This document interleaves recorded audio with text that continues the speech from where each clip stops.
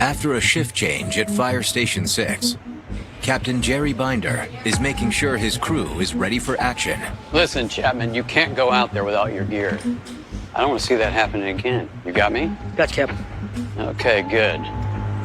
Captain Binder was the captain of this station, and he was a strong leader, had high expectations for his crew members. Keep that helmet strapped. Somebody help! Help, What's wrong, please. There's a man, he's hurt real bad. Where? He's outside in the truck. Ricky, get trauma kit, meet me outside.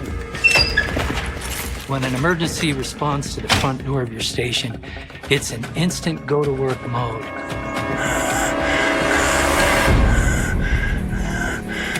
So he goes running outside and he finds a shirtless man in the front seat covered in blood.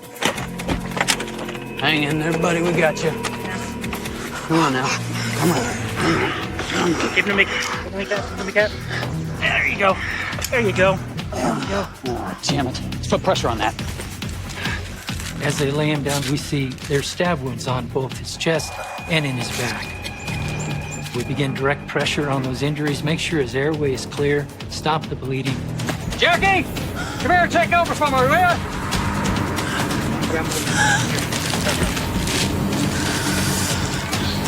Code 3, we need help down at Station 6 right away. As Binder completes the transmission, What the hell? Hey, lady! he looks up and sees that the woman is now walking south, away from the scene. Where you going? She's walking away very quickly, like she doesn't want to have anything to do with what's going on. On this particular evening, May 29th of 1984, I was still a patrol sergeant working the evening shift. Did you help her figure it out?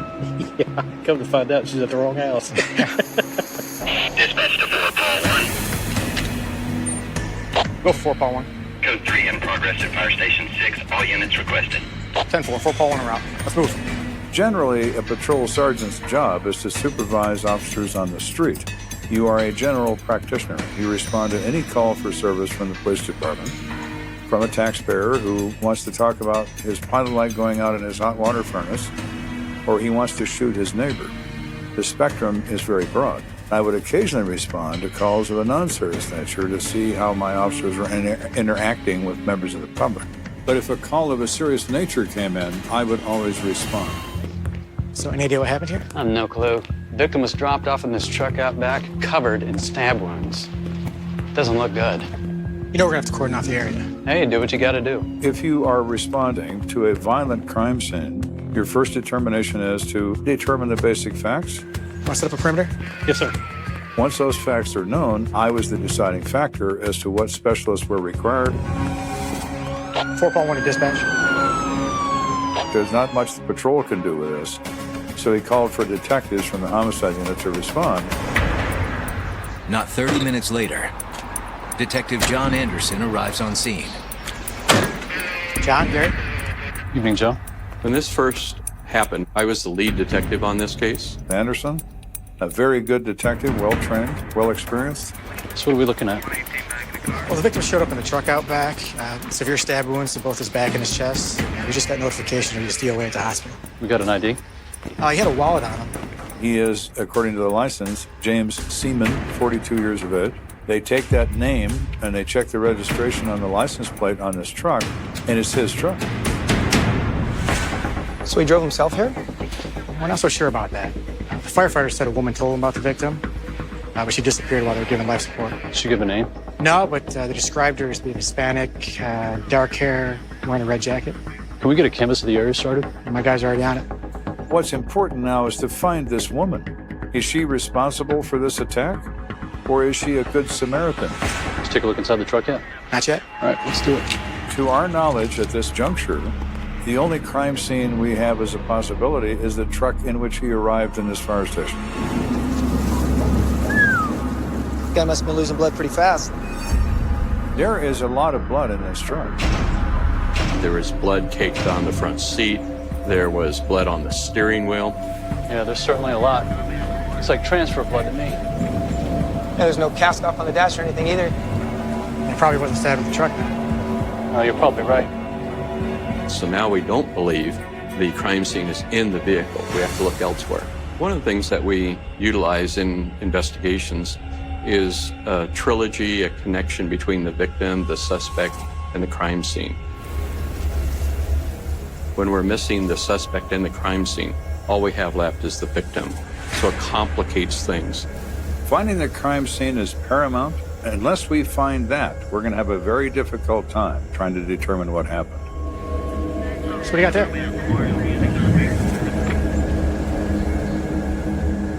Drywall.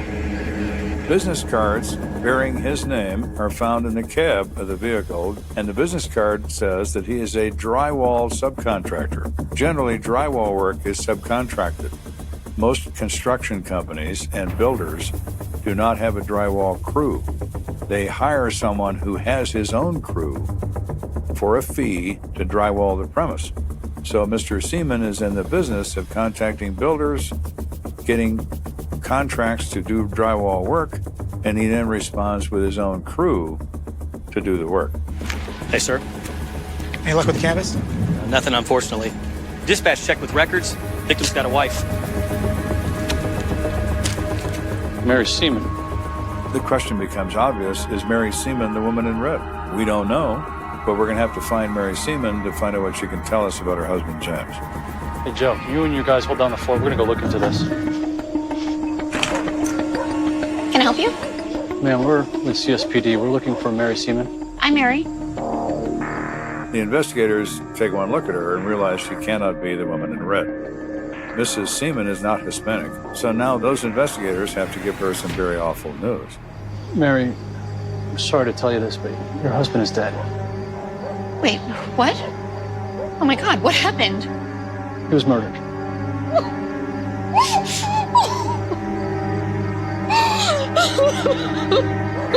Of course, when Mary Seaman finds out that her husband has been killed, she is stunned and she is just inconsolable, really. I mean, she just breaks down. There's a period of time required for someone to pass through that information and be able to still have a conversation. It takes some time. Mary, I know this is hard. Do you know what your husband was doing earlier today? No, I don't know. He hasn't actually been living here. Mary tells police that she and James have been married for 5 years, but things have started to get a little bit rocky. And as a matter of fact, he moved out about a week ago. I'm sorry to hear that. And we had issues in our marriage, but deep down, Jim's got a good heart. He works hard, and he gets along with most everybody. She says that everybody knows him as Jim. He's a kind of a tough, blue-collar kind of guy, but generally he's got a sensitive side to him. Do you know if he was having any problems with anyone recently? I do remember him saying something about there being an issue with some guy who was working for him, but it didn't seem that serious. Remember the guy's name? He didn't say. That, of course, is interesting, but there's really very little information there that's pursuable. So they ask her if Jim has any friends or associates who are Hispanic women. I can't think of anybody like that. But I don't know who he's been hanging around lately. You'd be better off talking to his friend, John Gibson. That's who he's been staying with. Thank you, Mary. We'll see ourselves out. Detectives head to the home of Jim Seaman's new roommate. We knew that was maybe a possible crime scene, so we needed to talk to Mr. Gibson. Yeah. Mr. Gibson? Detective Anderson with CSPD. Why don't we take a look around your house? My house? For what? Your friend Jim was found murdered. Jim? What the hell are you talking about? Mr. Gibson is totally shocked at this news. Mind if we take a look around? Yeah. Go ahead. Mr. Gibson, when was the last time you saw Jim? After he got home from work. I want to say maybe around 5 o'clock. All he did was shower and head right back out. Gibson reports he was going to go to a graduation party at a house in the area that belonged to a friend of his named Rose. You know who this Rose person is? Yeah, I met her before. But I don't really know her. You know what she looks like? Oh, she's short, got long black hair. Is she white? Nah, she's Latina. So Rose is a Hispanic female. Could she own a red jacket by any chance? Do you know where Rose lives? Yeah, over on Chartwood. Excuse me. Place is clear? We could find no evidence of blood or any indication that there'd been a struggle, but it was obvious that this was not our crime scene. Appreciate your cooperation. Yeah. Let's get a cruiser over there on Charwood. Yes, sir. At that point, we wanted to find Rose to see if she was the woman in the red jacket. But we also wanted to see if where she lived was possibly our crime scene. When they pull up in front of that house, even though it's late at night, there's no car in the driveway, there's no apparent lights, there's no anything. It looks like nobody even lives there. And these detectives are looking at each other like, is this another dead end? And this doesn't look like a place where a party was. Can I help you? A woman answered the door. She matched the description of the woman at the fire station. We're homicide detectives with the Colorado Springs Police Department. Are you Rose? Yes. Rose what? Trejo? Is that your jacket? We're standing talking to a Hispanic female, and over her shoulder we see a red jacket. Well, no. 2 and 2 often equals 4. We're standing on the right porch.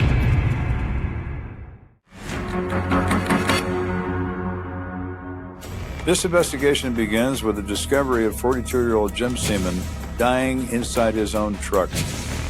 A woman drove that truck to that fire station wearing a red jacket. The officers have found the Hispanic female, and they see a red jacket. Rose, did you drive Jim Seaman to the fire station in his truck this morning? Yes. So now they know. They've hit the jackpot. Is Jim okay? I'm afraid not. He's dead. Oh, God. I swear, I don't know what happened. So you won't mind if we take a look around? Okay. Keep an eye on her. Yes, sir. Ma'am, not here for me.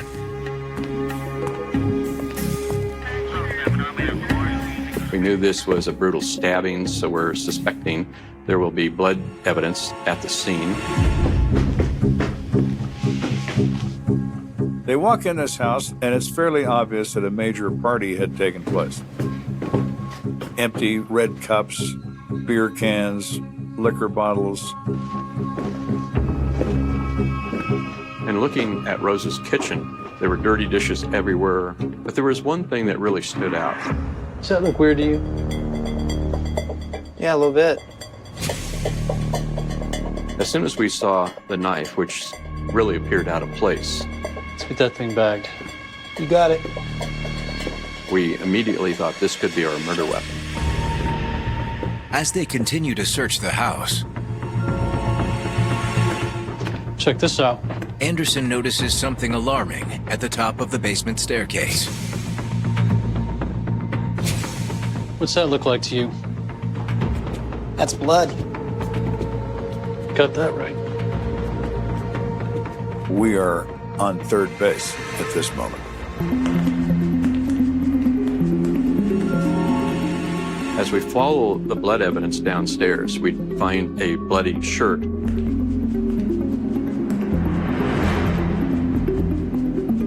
We also saw a mop that appeared to be blood-stained. There is smeared blood on the floor, as if the most incompetent user of a mop in the history of the world tried to clean up the floor for a few minutes. Looks like we found our crime scene. Yeah, I think you're right. So Rose has a little more explaining to do about the source of all of this blood. John, call dispatch. Let them know we got to get this crime scene processed. Yes, sir. As for you, we need you to tell us exactly what happened here today. Okay. Rose isn't stupid. She knows why they're asking her. We were throwing a graduation party for a family friend, and things just got crazy. I was out front. And next thing I know, Jim stumbled out of the house. Oh my God. Oh! Jim! Oh my God, Jim! What the hell happened? Rose said she saw that Jim was hurt. He was struggling to get into his pickup truck.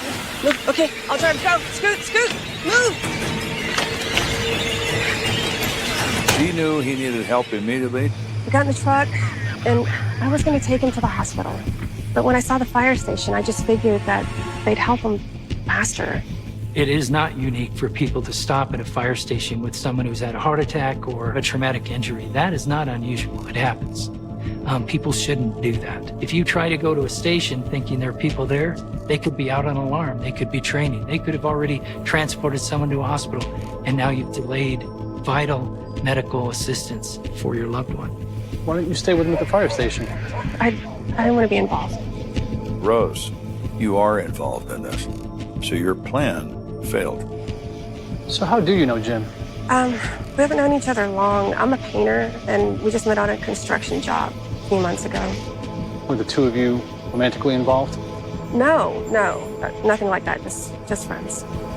As a matter of fact, Jim had confided in her that he still loved his wife and hoped they could work things out.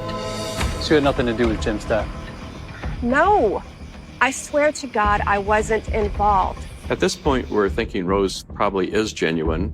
They believe she's a witness and maybe isn't completely honest with them about what she knows about this, but they don't believe she's responsible. So then who did kill Jim? I don't know. Everybody loves him. Some of the people at the party, they've even done drywall for him before. So you didn't see him at all? I only remember seeing him in the kitchen. He was playing dominoes. By himself? No, he was playing with Armando. Armando who? Alvarez. Mondo? You know him? Yeah, I know him. I've arrested him several times. Guy's in and out of prison. Real piece of work. Detectives wonder if a drunken game of dominoes might have spurred a sudden explosion of violence. What you gonna do, Mondo? Shut up, Jim. Ooh. Wrong move. Damn it, Jim. It's too easy. You cheated. I didn't do Mondo. Just relax.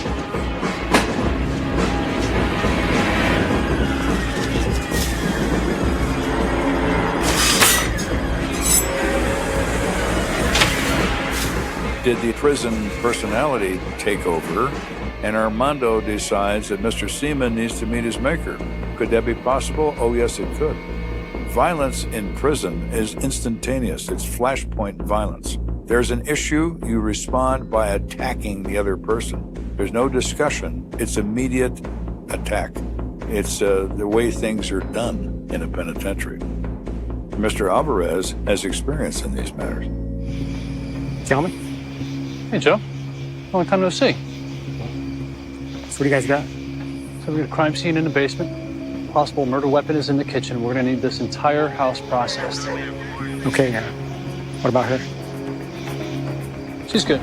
As the sun begins to rise, Anderson is ready to give his new suspect, Armando Alvarez, a wake-up call.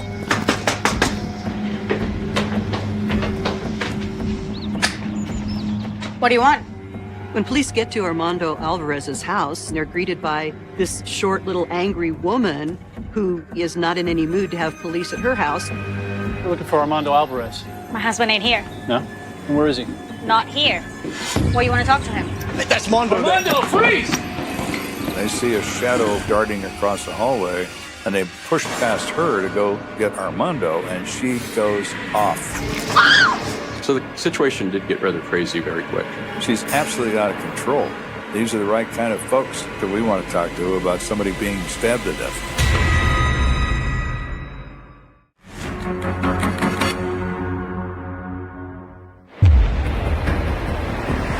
Investigators are trying to determine who stabbed Jim Seaman to death at a graduation party. They're focused on an ex-convict, Armando Alvarez. When they approach him at his home, his wife immediately attacks an officer unprovoked. Damn it! I'll kill you! Drop the shoe! Drop the shoe! Drop it! Get on the ground! So now we're trying to control him. At the same time, we're arresting his wife. She assaulted a police officer! Send her to central booking! Stand right. Listen, if you want to help her, you need to help us. Armando is not happy about all of this. His wife has been removed, and she's going to jail for second-degree assault in a police house. What happened yesterday? I went to a graduation party for my nephew. You were there with Jim Seaman? Jim? No, I worked drywall with him, but I didn't see him at the party. Oh, that's interesting. Because we were told that you were there playing dominoes together. So, unless you play dominoes wearing a blindfold, Armando, we're going to assume that you're lying through your teeth. Look, there were a lot of people at the party, okay? Only whoever said that, only got me confused with somebody else. You're saying you have no idea who stabbed Jim? I didn't even know if Jim got stabbed. Probably I left before that even happened. This is the typical response you get from people with a criminal past. Nobody ever knows anything.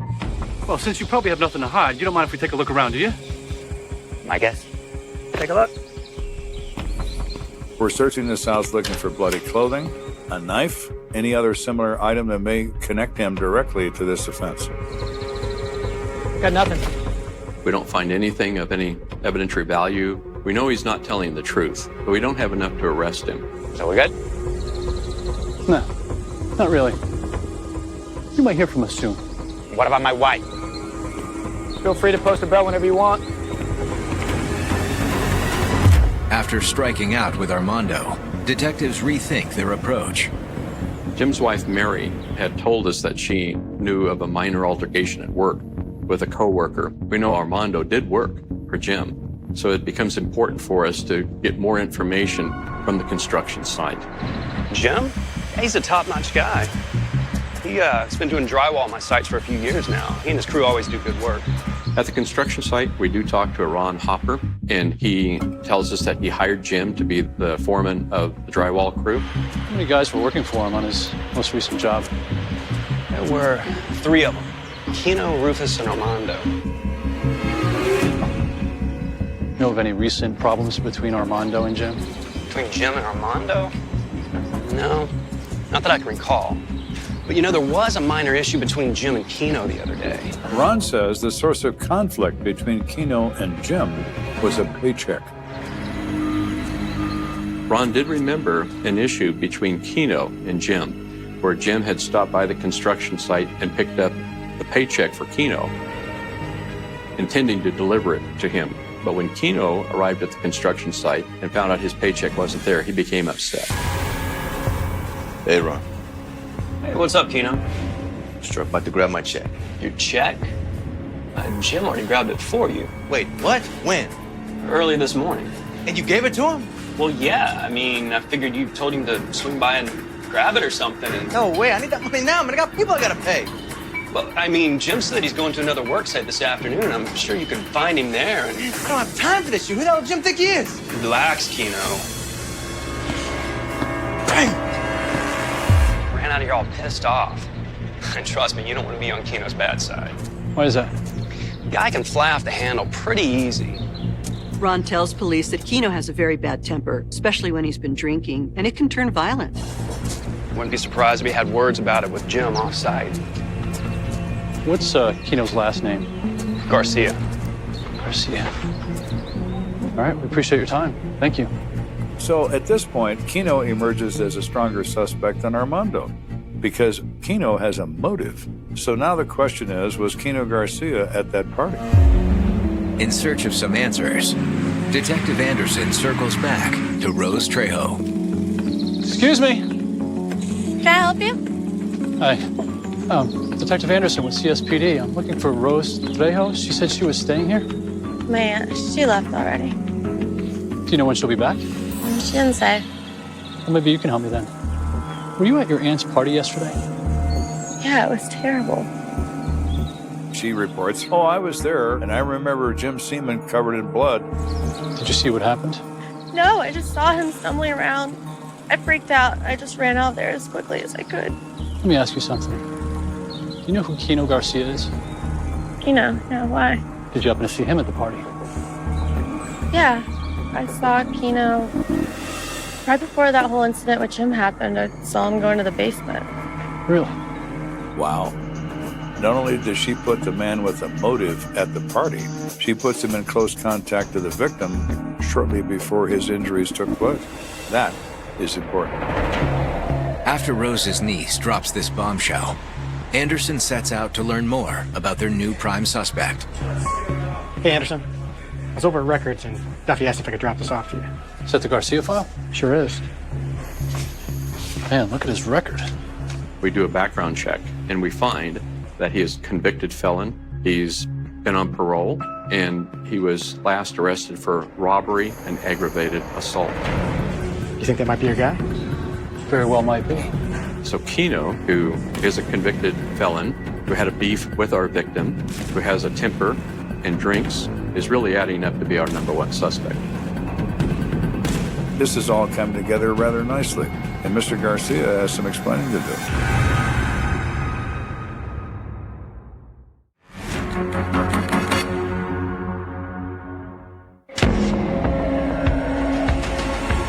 So we've learned that Jim Seaman had a recent confrontation with one of his drywall workers, and this drywall worker is currently on parole from the state penitentiary. It's time to go speak to him and find out what he has to say about this. Mr. Garcia, thank you for meeting with us. Yeah, I'm used to it. So tell us about your relationship with your colleague, Jim Seaman. Jim was my homie. I can't believe what happened to him. It's terrible. Keno tells police that Jim's a great guy to work with, and he doesn't really have any problems with him. Well, if that's the case, then tell us what happened between you and him regarding your paycheck. At the work site? No, man. That was nothing. Not a problem. He explains that he blew that completely out of proportion. He said it was no big deal, that they've talked about it, it's behind them. So you didn't have any words with Jim in the basement at Rose's party the other day? No, man. We were good. And besides, I never even went in the basement. Any ideas how Jim got stabbed? I went outside before that even happened. When I came back, everyone was going nuts. Right. So he falls right in line with everybody else who had just left, just got there, or were in the bathroom when somebody was killing Jim Seaman. Just got a small problem with that. Because someone told us that they saw you go downstairs just moments before Jim was stabbed. What? Who told you that? Well, someone we've been talking to. Someone who saw you. I don't know. I had a lot to drink, you know? We confront him that we do have an eyewitness that puts him downstairs, and he begins to backtrack. So now you could have been in the basement. I don't know. But if I was down there, I definitely didn't see what happened. Well, if you're in the basement, then surely you saw something. Garcia's base collapses, and he realizes his story is crumbling before his eyes. And then all of a sudden, he just drops his head and says, Look, I swear I didn't kill Jim, but I can't be no snitch, man. A snitch is a person who speaks to authorities and tells the truth about their knowledge about someone else's criminal activity. In a penitentiary, they put a snitch jacket on you, is the expression, so that everybody knows that you are a person who will speak the truth to the authorities, that you disavow the code of silence, and you will come forward, and you will get murdered for that in a heartbeat in a jail. So you're telling us that you know who killed Jim? I'm saying I'm done talking. Is he trying to protect someone who did this, or is he only trying to protect himself? Could be either one. This is how it's going to be, Keno? Fine. Come on. You're free to go. I am? Yeah. At this point, we decide to let Keno go. We don't think we have enough to hold him, and we certainly don't have enough to convict him. I want a pair of eyes on him. I want to track his every move. Good thinking. You got it. Anderson wants to be in a better position with Keno Garcia and return to him when he has more leverage against him, either through other witnesses or other information he may be able to develop. In the meantime, detectives continue to search for new information from Seaman's colleagues at work. If they can find that person who has more loyalty to Mr. Seaman than they have to their associates, they may loosen this. When we arrive, he's playing with his wife and kids in the front yard. He seems more stable than the other two. So they go find the third member they haven't talked to in this drywall crew, and that's Rufus Medina. Mr. Medina. Yes? I'm Detective Anderson with the Colorado Springs Police Department. I'd like to talk to you for a minute about Jim Seaman. Jim? Yeah, of course. Hey, go play with Mommy for a little bit, okay? Detective Anderson is thinking perhaps we've met someone who's loyal to Mr. Seaman. This guy looks like a genuine family man. You know, it's just real awful what happened to Jim. Someone like him didn't deserve to die that way. That's why we're doing everything we can to figure out what happened to him. Were you at the party the other day? I was, and to be honest, I had a few myself. I remember hearing some screaming, but that's about it. So Rufus Medina all of a sudden becomes the same sort of I was there, but I didn't see anything guy that everybody else has been. So what do you know about the issue with the paycheck between Jim and your coworker, Keno? It's water under the bridge as far as I know. You don't think Keno had it out for him? Keno? No way. Keno would never do something like that. He then says, if I knew who hurt him, I would tell you. And I have no idea who hurt Jim Seaman. But you know what? If I hear anything, you'll be the first person to know, okay? Okay. Thank you. Rufus does come off somewhat credible. The problem is that everybody we've talked to deny knowing anything. This is one of those situations where everybody is lying. The first thing you learn as a police detective is people do not respond out of a sense of duty. They don't respond to doing the right thing. They respond to pressure. But where will that pressure come from? A few days later, Anderson finds his answer. Anderson. Yeah, put her through. We got somebody on the line saying they know something about the Jim Seaman case. Hello? At this point in the investigation, we got an anonymous phone call from a woman who claimed to be at the party. Did you see what happened to Jim Seaman? No, but I saw him when he came up from the basement. She saw Jim Seaman come up out of the basement, covered in blood, and he shouted, Rufus, you... You heard Jim say that? Yeah, he was shouting it. Then I looked down the basement steps, and that's when I saw him. The anonymous caller said that she looked past Jim down the bottom of the stairs and saw Rufus. He was covered with blood, raging with anger. Rufus Medina? Yeah. Rufus was really the last name that police thought they would hear. We've finally stirred this nest enough to where there are enough hornets now that are buzzing. We're getting very close to who's responsible for this crime. All this time, we've been focusing on a couple of different people, and an anonymous phone tip has provided a new suspect, that Rufus Medina, Mr. I don't know who hurt Jim Seaman, is the guy who killed him. But before zeroing in on Rufus, detectives hope to reap the rewards of an earlier strategy. We decide we want to go back to Keno. It appears that he's violated his parole, so we think this pressure may bring him to tell us the truth. Do you know why you're back here, Mr. Garcia? No idea. Keno, we understand you're in violation of your parole. We've got you drinking and hanging around convicted felons. Listen, Keno, you've got two options. I can either call your parole officer and have you sent back to the state pen in a heartbeat, or you can help us understand who killed Jim Seaman.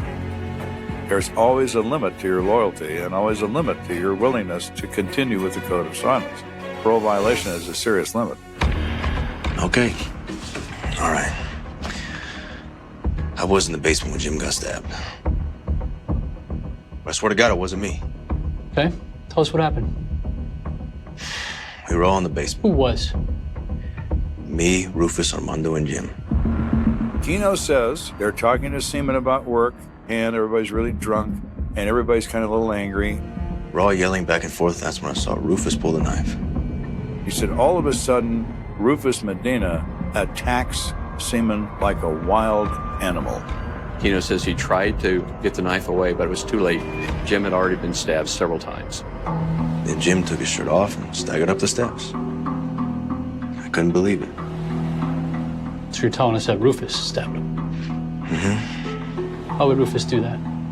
I don't know, man. He said, well, I was pretty drunk. I don't remember what was said just before Rufus went off, but Rufus went off. Are we good now? Not exactly. I have to hold you for the time being. Officer? What Keno Garcia is saying certainly matches well with the anonymous phone call, but they're going to need more than the accusation of a known criminal to get a conviction on Rufus Medina. They want a statement from Rufus. They want him to say what he did. Before sitting down with Rufus Medina, detectives dig into his background and make some interesting discoveries. We do find out that he, like his two buddies, is also on parole. He's not the saint that they thought he might be. He has a violent background, and he's somebody that obviously could have done this. Our society punishes people for committing criminal offenses by putting them in a penitentiary. Penitentiary is gladiator school. You learn how to behave even more violently and more badly than you did before you went in. The system, as it's designed, produces people who are not rehabilitated. They are often worsened by their experience. And Rufus Medina is a good example of that. So we bring in Rufus Medina. He remains very calm. He's an experienced criminal. Guys, look, I'd love to help you, but I promise I was never down in that basement. That's not what we were told. I don't know where you guys are getting this stuff. Jim was my friend, and I would never hurt him. He didn't know nothing about nothing. He didn't stab Jim Seaman. He doesn't know who did. So is this how you want to play it? Fine. But mark my words. If I find out that you killed Jim Seaman, I'm going to put you away for it. Although we probably had enough to arrest Rufus, we know our witnesses are not credible, and we do have a problem with some of the evidence. So we decide to not arrest him at that point. Rufus, we don't forgive, and we don't forget. You should keep that in mind. As the investigation continues into the summer, a familiar face is transferred back to homicide. Hey, sir. I had returned to homicide, and as a supervisor, I'm responsible for the actual closure of the case. So where are we at with the Seaman case? Nobody's story stays consistent. Everyone's telling something different. You know how it goes. Okay. Right. You think it's time we start subpoenaing some of these people? No point in wasting any more time. All right.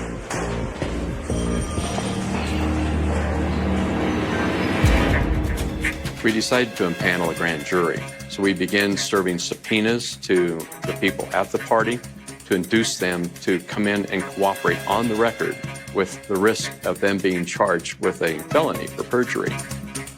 Every person who says they don't know anything, they better start remembering something. And if they don't remember the truth, they're going to suffer the consequence. So over the next several days, several people are subpoenaed that were at the party. When they convene at the grand jury, all of them point to one person as being the suspect. As a result of that pressure, they all testify, and one by one, they all name Rufus Medina as the person who killed Jim Seaman. After that grand jury, we got a much better picture now of what happened at Rose's house. Seaman comes to this party after he gets off work. The party is well attended, and everybody is juiced. They've been drinking all afternoon.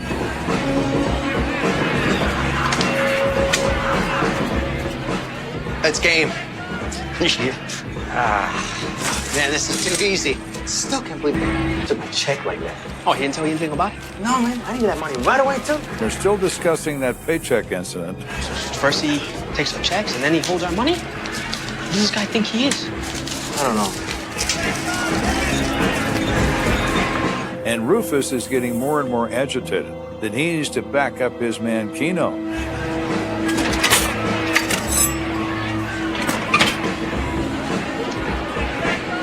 Let's teach this gringo a lesson. Hey, Jim, Mondo, let's go downstairs. I want to show you guys something. Sure thing, Miguel. Why you such Jim? The money, man. Why you messing with people's lives? The paycheck, man! Oh, Keno, I thought we already talked about this. I needed that money right away, man. Just because you run everything, you can just hold up money from us? You know, I'm sorry, man. I was just trying to be helpful. I wasn't trying to screw you out of anything. Jim tries to stop the argument, apologizes, but it was obvious that Rufus and Keno didn't want an apology. They wanted something else. I'm a man, Holmes. You know, and treat me like a little kid. Whoa. Don't you touch me, man. Hey, don't touch me. I know that you're pissed off, but don't put your hands on me, okay? So Keno and Seaman get involved in a shoving match, but before punches start to be thrown, You think you're better than us? You're done, man. You're done! Dina just goes off into a wild, animalistic rage. Stop! He stabs him in the chest, and he turns to get away from the blade. He stabs him in the back. So Seaman pulls his shirt off and staggers up the stairs. You should have paid us, you piece. That's what you get. You should have gave us our money. Jim staggers out to his truck. Rose helps him into the truck and drives him to the fire station. But you wonder what really happened in Rufus's mind to have him just react that way. When Rufus is drinking, he doesn't need a lot of motivation. He just needs a target. The grand jury indicted Rufus Medina for 1 count of first-degree murder, and no charges were filed against anyone else who testified in front of the grand jury. 8 months later, Rufus Medina pleads guilty to second-degree murder. Rufus Medina apologizes enormously. The judge thought he was sincere. He gave him a reduced sentence on second-degree murder of 16 years based on his remorse. Jim Seaman did not deserve to die, especially under these circumstances. This was a gruesome death, and it was an avoidable death. That's what's so sad about this, is that Jim was a good guy. He had hired these ex-criminals trying to help them get their life back on track. And here's how he's rewarded. And the fact that he was going around picking up paychecks for people, he was trying to do them a favor. But it appears that that one good deed is the thing that possibly led to his death. Reality is a terrible thing because it's so real. Mr. Seaman dies over nothing. Mr. Medina goes back to prison over losing his temper. How could that make sense to anyone? It can't, because it doesn't make sense. The night the city stopped pretending it was safe began with the sound of rain drilling the tin awning outside a corner store on Pike, neon stuttering, a payphone ringing itself hoarse against the empty sidewalk as if trying to dial the past and warn it. A young woman in a denim jacket stepped into the smear of red light, quarters clutched like talismans, eyes flicking to the clock in the drugstore window, 11:17, and the clerk's radio whispering headlines about a storm system crawling down from Vancouver, about a budget fight at City Hall, about nothing that would matter once morning broke and the first headline hit. Cold case. Matt Tick Bian. Sok Kong Dong. The call didn't connect, or maybe it did, and no one picked up. She hung the receiver with a careful click, as if a softer sound could change the ending. She adjusted the backpack strap, tugged the jacket tight, and walked into the rain. 2 blocks. That's all she needed. 2 blocks to the bus stop, 2 blocks back to the apartment where the porch bulbs ran hot and the roommates left the chain latch off because this wasn't the kind of city where one bad minute could erase a life. She vanished between light and shadow, between see you soon and have you seen her, between the night everyone recognized and the one they're still trying to name. The bus she never boarded rattled past like an alibi on wheels, driver wiping the fogging glass, scanning a stop with no one in it, not knowing he was the last honest witness. A couple smoking under a storefront canopy, trading jokes in a pocket flask, watched the bus hesitate, then shrug into the dark, metal breathing, lights swimming like a school of fish. They would come forward later and say they remembered a denim jacket maybe, or a shadow cutting across the mouth of the alley maybe, and a click like metal on metal, definitely, which could have been anything. A gate latch, a lighter, the sound a door makes when it decides it's never opening again. Near the alley mouth, a handbill peeled away from brick, the glue losing its fight. A band no one sees now promised a Friday show that history would cancel. Somewhere a police scanner blinked, low murmur, ordinary calls stacking like dishes, noise complaint, vehicle prowl, domestic disturbance, then a line through it all. Quiet at first, a thread that would tighten and tighten until someone couldn't breathe.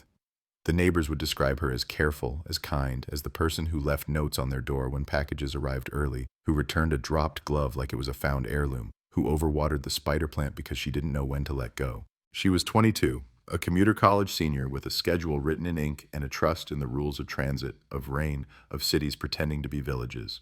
Her notebooks were full of lists, groceries, lecture times, a draft of a letter she never mailed to her father back in Spokane, lines crossed out and written again because the right words had to exist somewhere. The last page she touched was a doodle of the sound, a ferry sketched in loops, gulls like check marks, a shoreline that looked like a heartbeat. The backpack she carried held a library book on forensic psychology, a thermos that still smelled like cinnamon tea, a button pin that said, "Vote like a dare," and a half-eaten pack of cinnamon gum. When the records room opened those items years later, the gum would still hold a bite mark shaped like indecision. The pin would gleam like bad irony. The book would be stamped over and over with new due dates, as if the system could insist the past be returned. The alley swallowed sound. It was the kind of narrow that turns rain into a rope, the kind of narrow that makes breath sound like a second person. A flicker of green from a side door security light painted everything the color of an old bruise. A dumpster lid banged once and then stayed as if it had decided, and a cat sprang like a confession and was gone. The thing that happened took less than a minute, too quick to be a struggle in the cinematic sense, too slow to be dismissed as a mundane misstep. Later they would look at the scuff on the toe of her left shoe and say it was the moment she pivoted, the instant a second choice existed and then closed, the proof she wasn't a passenger in her own disappearance. But for that minute there was only rain and the city pretending not to watch. Morning arrived with headlines hunting a shape: missing student, foul play suspected, plea for information. Detectives and windbreakers knocked on doors in a rhythm that became a language, the same careful cadence to keep panic at a manageable simmer. They collected stories like bottle caps. She always took that route. She never cut through the alley. She hated the taste of the rain. She was careful, careful, careful. A barista 2 blocks away remembered her impatience with coins. A cab driver said he saw a girl run, or maybe it was a gust. A night clerk at a parking garage said he watched a man in a green jacket stand in the storm and smile, but then said he always saw things he couldn't trust after 2 a.m.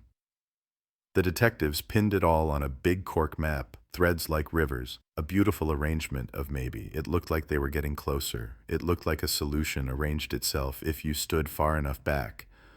But a missing person is not geometry. There's no angle you can stand at that will turn absence into math. Days stretched, canvases repeated. A volunteer group put her photograph on telephone poles and grocery store corkboards in the door of the library she loved, the push bar sticky with flyers and hope. The Seattle rain stopped and then started again like a coin trick. The city blinked and resumed, fairy horns blowing like distant bulls, shipping cranes lifting their arms as if in a slow-motion hymn. People told each other they were careful, told themselves they would call a taxi next time, told the night they were not afraid. In the precinct, the whiteboard grew tired. The detective with the perpetual thermos, burnt coffee, no sugar, left his coat on the back of his chair as if leaving a witness to watch the room. He wrote a name and then erased it. He drew a small box in the margin and shaded it in until the wax of the marker had depth. He listened to a cassette tape mailed from no return address. A voice read from a newspaper, monotone, pausing at the page breaks as if catching breath. The tap was hiss in the cheap plastic and a low hum that, when scrubbed by the lab, generated 3 facts. The reader had a slight left-side lisp, the recording was made within earshot of a vending machine that ate quarters, and behind the voice a song leaked through, 3 seconds of drums and a guitar line that would later be traced to a bar jukebox that broke that month and never played again. This was the kind of clue that felt like a treasure map folded wrong, always pointing somewhere else. They found the denim jacket on day 10, caught on chain link behind an auto body shop that painted trucks a very specific green. The color matched the security light in the alley, which matched the memory of the parking garage clerk, which matched nothing in a courtroom but everything in the story the city was telling itself. Inside the pocket, a flattened bus transfer dated the night she vanished, a small brass key that fit no mailbox on her block, and 3 flecks of paint that would not, for years, tell anyone what they needed to know. The jacket smelled like rain and something sharp. The shop owner swore his crew clocked out at 6, swore the gates locked, swore his dogs would have barked. The dogs wagged and went quiet when the detective held out the jacket, as if grief had a scent they recognized. The detective kept the key in an evidence bag at the corner of his desk, where light fell at 3 p.m., the time he usually thought of quitting and then didn't. In his notes he wrote, "Key equals door we haven't found." He circled it 3 times. A witness surfaced and then evaporated. A young man heading home from a gig said he saw a van idling, a sliding door partway open, a silhouette lifting something that might have been a person, might have been a bundle of clothes, might have been the projection of everything that could go wrong in a lane with no streetlight. When he tried to talk about it, his sentences doubled back and got tangled. The detective considered hypnotists and then decided against it because the case didn't need more dream. Another caller said he knew the killer's name, then turned the phone into a private theater of static and fear, then hung up. The detective traced the number to a borrowed line at a tavern and went there, took a bar stool, folded his big hands around a glass of water, and waited 3 hours for a ghost. He fed the jukebox the only song that matched the cassette hiss, and when the guitar line came, it felt like staring at a silhouette and hoping it would blink. Months later, a fisherman hooked a backpack strap in the Duwamish and nearly vomited until he realized it wasn't an arm. He handed the backpack to the patrol officer as if it had weight beyond what it could contain. Inside, the library book swollen with river, the pin turned bronze by rust, the cinnamon gum like a fossil, the thermos he wouldn't open. The detective sat with the bag in his lap and tried to imagine its path, who carried it, who dropped it, whether it slid into the water by accident or on purpose, whether the river can be considered an accomplice when all it does is run. The lab pulled from the fabric a whisper of a fingerprint that belonged to a man who would be questioned and then described in the file as helpful. That word appears in the margins of many tragedies. It means nothing and everything depending on how tired you are. Years did a strange trick. They both cooled the panic and hardened the mystery. The city changed its skyline like a disguise, cranes stitching new outlines above the sound. Coffee got stronger. Tech came in humming and lit the streets with a different neon. The detective held on until retirement, then didn't. He left the case in a gray banker's box that looked heavier than he admitted. It sat on a shelf under the new hire's desk, next to cases of printer paper and a stack of signs for National Night Out, a grim filing system where hope and bureaucracy shared a drawer. Families of the missing people brought casseroles to meetings and wore out their nails. They learned the language of best effort and budget constraints, learned how to read faces like weather maps. Every year, a reporter would call and ask for a quote. Every year, the same photograph would appear above the fold, like a promise they didn't make. The eyes of a 22-year-old, permanently convinced the future was a scheduled bus. Then a headline years later, a headline like a drumline, a headline that made old detectives sit up and new ones pretend not to look too eager. Seattle 1989 cold case solved. Arrest shocks community. A man 2 states away, dying and suddenly generous with memory, spilled a story onto a hospice pillow. He knew a guy who liked to work night shifts and fix trucks and brag he could lift a body like a ladder.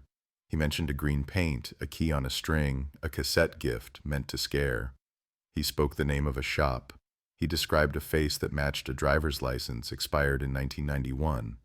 Detectives, some of them children when the case broke, some of them infants, some of them not yet born, flew at it like firefighters through a door. They found the shop owner had died, found his nephew kept the lease, found in a back office a desk upright and a file drawer welded shut by time and neglect. They cut it open, careful as priests, and inside they found ledger books, a Polaroid of the crew in winter coats, a coin jar, and at the bottom, under dust and insect wings, a brass mailbox key with a scratch down its stem that matched the scratch on the key in the evidence bag if you believed in stories.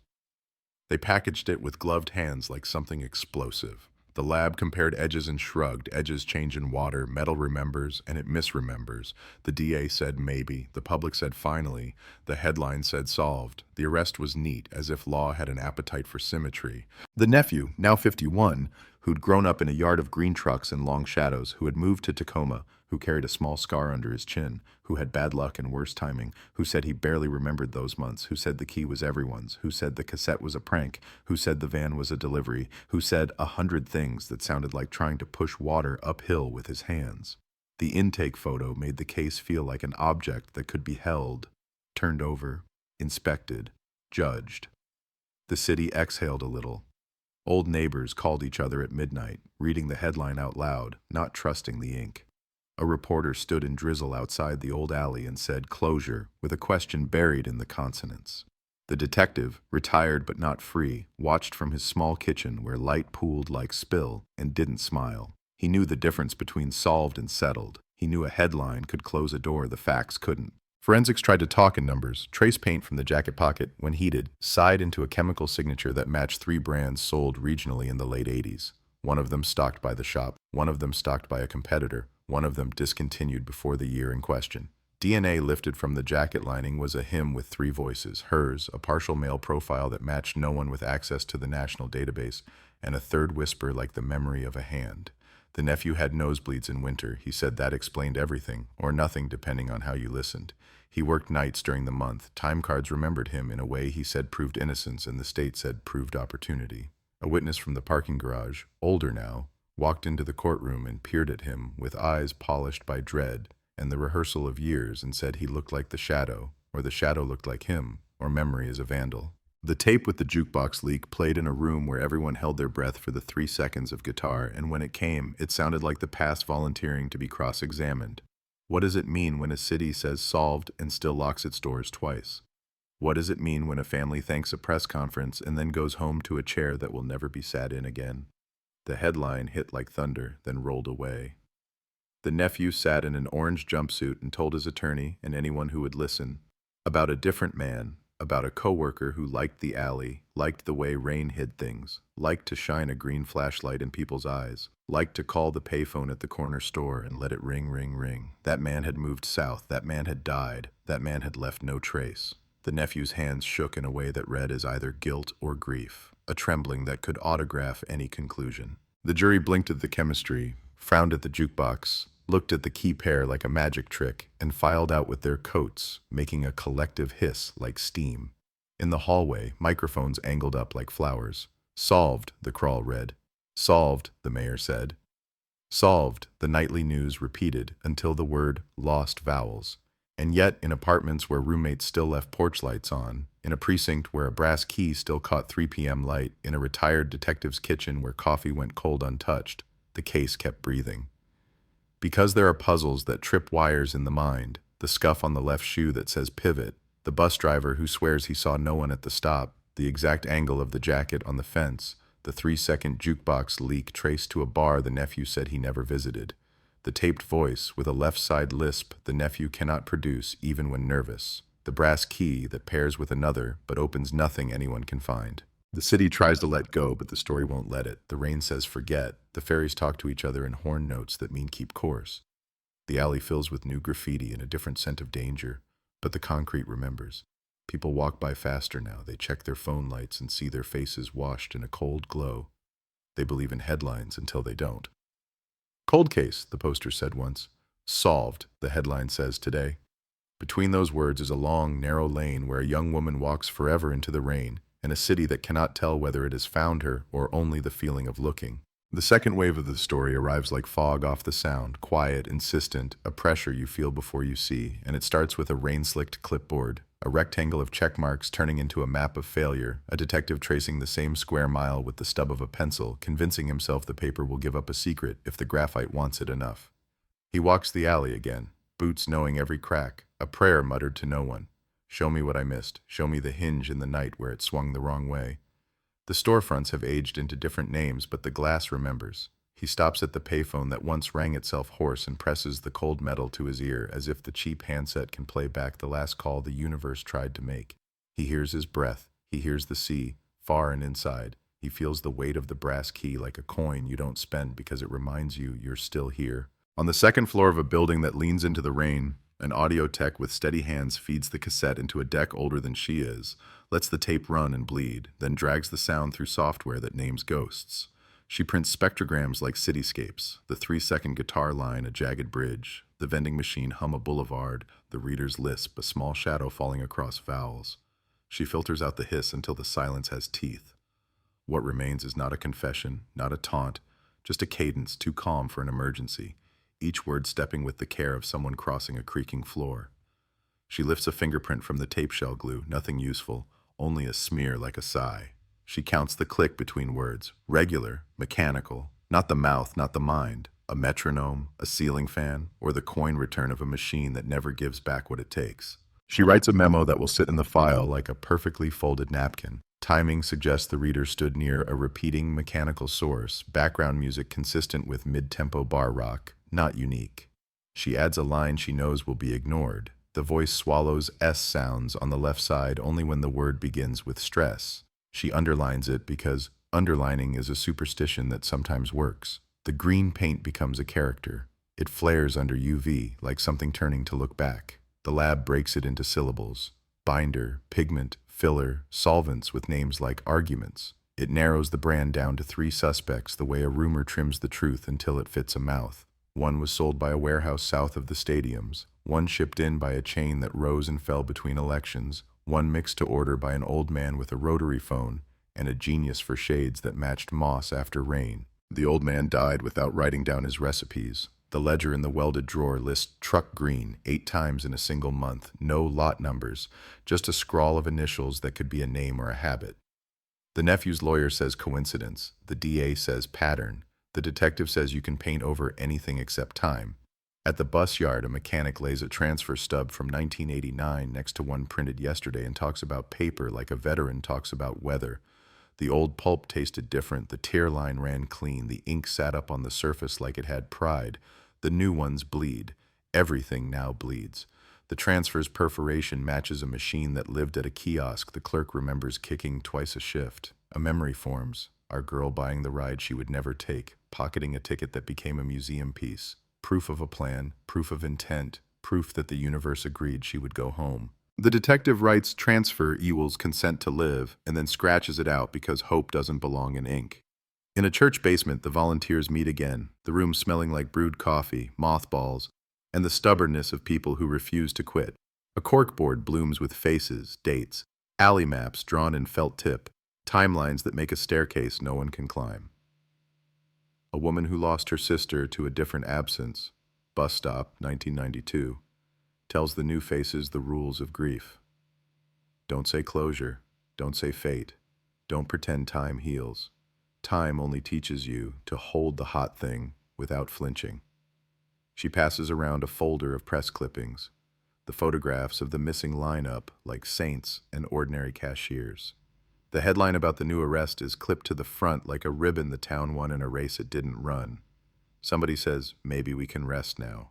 Somebody else stares at the single brass key printed above the fold and says rest is for people who get to know. The nephew's life is sifted like flour, not to find sweetness, only the lumps that won't disappear. Nights worked, vans signed out, deliveries logged, a yearbook showing a grin that grew up into a guarded silence. A record of a misdemeanor that reads like a shrug.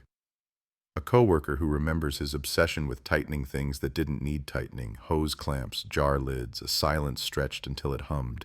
He chewed gum like an apology. He liked the jukebox loud, then liked it louder, as if volume could blur the faces of the people you become standing next to a machine that speaks for you. The green paint under his nails could have been yesterday. The judge says none of this is proof. The jury says we will listen. The city presses its palm to its sternum and says, tell me how to breathe. Return to the alley, the detective insists. Return until the city itself gets bored of hiding. He maps the geography of fear, the pinch points where shadow is a lever, the doorways that gossip, the roofs that lean in to eavesdrop. 2 blocks in every direction, he collects details like lint, a dumpster replaced, a security light upgraded, a back door rehung on trainers who don't squeal, a new camera bubble that sees everything now but nothing then. In the corner where the jacket snagged, he kneels and finds the ghost of an old sticker, black curl, adhesive grit, that once advertised a punk show canceled by storm, by fate, by the lie that a Friday will happen because it should. He eases a flake into an envelope. He knows it is worthless. He does it anyway. Ritual is a rope at the edge of the water. The phone company's archives are a bunker of cardboard and dust, a dungeon where time is a clerk with a cough. A records tech, bored and magnificent, digs until the monthly logs from '89 come up crumbling but legible. The payphone on Pike disgorged 12 calls between 11 Huntuck and 11:30. 10 went unanswered. 1 reached a pizza place 5 blocks east and lasted 6 seconds. 1 reached a number that was later disconnected and reassigned and now belongs to a dentist who plays jazz in the lobby. The 6-second call is a joke the past made and then swallowed. The detective dials the pizzeria out of habit. The number rings into a nail salon where no one remembers pepperoni, only acetone, and the way rain drives customers in like rescue. He sketches the call pattern like a constellation and can't stop thinking of someone standing in the red neon, dropping coins with a rhythm that felt like permission. A long ring for the universe, a short ring for the choice it made without asking. Witnesses rearrange their memories to accommodate the new headline. The couple under the canopy now thinks the silhouette might have been carrying something shaped like a backpack, or a stubborn dog, or a bundle that hung wrong like guilt. The parking garage clerk is adamant the man he saw smiled at the storm, not because he liked it, but because it liked him back. He says the nephew has the same quality as if precipitation were an ally. Defense calls it poetry. The court calls it nonsense. The detective writes it down because nonsense sometimes points truer than facts. A street musician who used to stake out that block comes in with a harmonica and a confession. The night she vanished, he packed early because a guy with a green flashlight told him the alley wasn't his stage anymore. He says the beam stayed in his nightmares for years, slicing faces into features he could not rename. He swears the nephew carried a flashlight like that once. The nephew says 1,000 people did. Everyone is right in a way that helps no one. There are days when the case becomes a math problem solved only by empathy. Imagine her steps. Imagine the sound of her soles on wet concrete. Imagine the way the zipper on the jacket stuck, the way her breath came white in the colder part of night, the way her fingers gripped the strap of the backpack like a promise. Imagine a voice from the dark using her name because her roommate once said it too loudly in a cafe. Imagine the decision not to run because running makes you pray and you refuse that casting. Imagine the hand that came from the blind side, the world tipping, the mechanical click that witnesses hear in their sleep. The detective laces his boots tighter on those days. He talks to the empty room as if the room can respond. In the margins of his old spiral notebook, he writes, "Engineered moment." He underlines it until the paper thins. The mailbox key refuses to behave. It fits nothing they can find because the building it belonged to is gone, collapsed into a parking lot with spaces numbered in a cheerful font. A lot that knows nothing about mail, about secrets sorted at dawn, about the slow ballet of steel doors opening for paper. But keys are arrogant. They demand a lock even if it no longer exists. The detective photographs the cut, the scratch, the wear pattern, and lays it side by side with the twin found in the welded drawer. They are cousins, not twins, or twins grown apart. He imagines the lockbox belonging to a rental where cash changed hands and names didn't. He imagines love letters never claimed. He imagines a drop point for tapes that read the news like a eulogy. He imagines because imagining is the only instrument he has that can still play notes the lab can't hear. In the newsroom, a reporter crawls through microfilm, a pale aquarium where old headlines flicker. There's a note about a bar fight 3 doors down from the alley 2 nights before she vanished. The man charged had a left cheek scar and a habit of calling everyone boss. He worked once at a paint warehouse. He moved south. He died in a motel with the TV on loud. She writes a name that tastes old and dusted and brings it to the detective who has already written it twice and crossed it out. He thanks her anyway. They are both addicted to the click of something fitting something. The newsroom hums. The editor wants clean words. The city wants clean endings. They can provide neither. They buy more coffee and call it an oath. A younger detective, new to the unit, brings in a map of the city's storm drains with the eagerness of someone who still believes infrastructure can confess. The network under the alley is older than most of the lies they hear. It takes the rain and gives back nothing but damp. Could a backpack ride that subterranean river from the alley to the river? Yes, if the timing is cruel. Could a thermos wedge at a junction and hold DNA in a kiss for decades? Maybe, if metal loves memory that much. They send a camera down the throat of a grate and watch the city's underworld scroll past in slick gray, a tunnel of ancient utility and new garbage. The detective watches and thinks about how every city is 2 cities, one that smiles for postcards and one that swallows the evidence you don't want. He thinks about choosing. The arrest stands like a monument the mayor can point at, but monuments are not answers. They are stories that learned masonry. In the quiet between press conferences, the community hears the old creak again. What if? What if the nephew is a scapegoat for a shape that moved through the late 80s with a pocket full of quarters and the patience to wait for rain? What if the jukebox guitar line belongs to a bar that changed hands and scrubbed its floors but kept a ghost in the corner? What if the green paint is a coincidence in a city that paints trucks like a camouflage against its own grief? The city is sophisticated. It can hold contradictions like hot glass. But families are not cities. Families want a name carved on the thing that took their person. They want a key that opens a door where the last minute lives. They want a bus driver to say, I saw her board, and then everything becomes ordinary again, night again, because this story is allergic to noon. The detective sits in his kitchen with the window cracked just enough to hear the hiss of tires on wet streets. The key is on the table, evidence bag fogged by humid breath he will deny. He plays the tape not for the content, but for the spaces between words. The way the reader inhales, the way an involuntary swallow clicks like a metronome. He finds himself tapping the table in time and then stops, ashamed of the ritual, afraid of making the wrong kind of music. He remembers the first morning, the first headline, the first insistence that this city would not let this be a myth. He remembers every anniversary when balloons sagged and candles guttered in a breeze that always found the memorial table. He remembers the promise to the mother, the one he didn't say out loud because vows curse a case. I will not let her be a press release. He opens the window wider and lets the cold come in. He lets the tape stop by itself. He lets the night speak. And when the night speaks, it sounds like new footsteps in the old alley. Someone younger, someone stubborn, someone with a handheld scanner that can read what the first responders could not. A wand that sees iron filings like constellations. A device that hums when it passes the corner where the jacket snagged. The reading spikes and then fades. The hum returns by the back door with the upgraded hinge. The tech says there's a magnetic ghost here. The detective says ghosts abound. The device leads them to a patch of mortar that sets the teeth on edge. Under it, because everything is under something, the trowel finds a coin. Not a quarter. A token for a bar that no longer exists. One face stamped with a guitar, the other stamped with the words, "No cash value." There is laughter in the room that is not joy. The detective holds the token and feels the tape walk back into the present. The tech says coincidence. The detective says chorus. Outside, rain arranges itself into lines that sound like applause if you want it enough. So the story slides, as stories do, toward a place that looks like certainty if you tilt your head and squint. The nephew sits in a cell and counts the days like a man trying to inventory sand. The city reads the headline until it fades to a pale shape in the scrapbook. The alley accepts new shoes. New. The key refuses to open. The tape refuses to stop.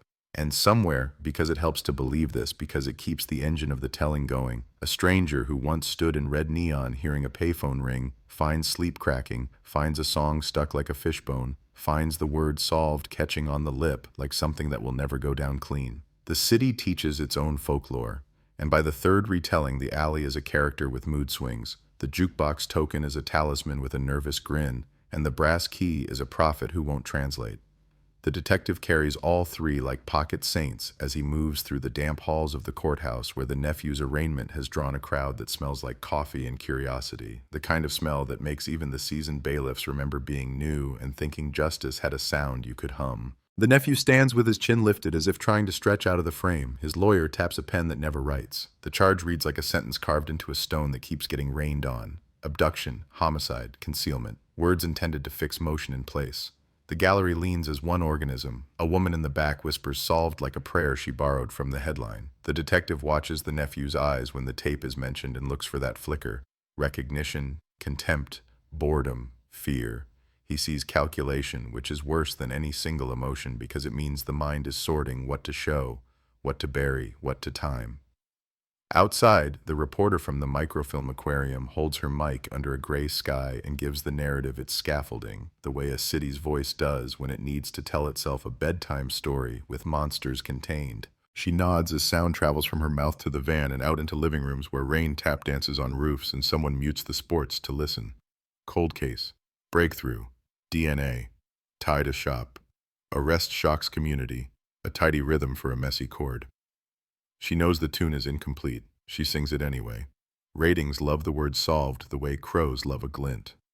She folds the token into her segment, found in masonry like a coin behind drywall, stamped guitar, stamped no cash value, as if the object itself could guest star in the proof.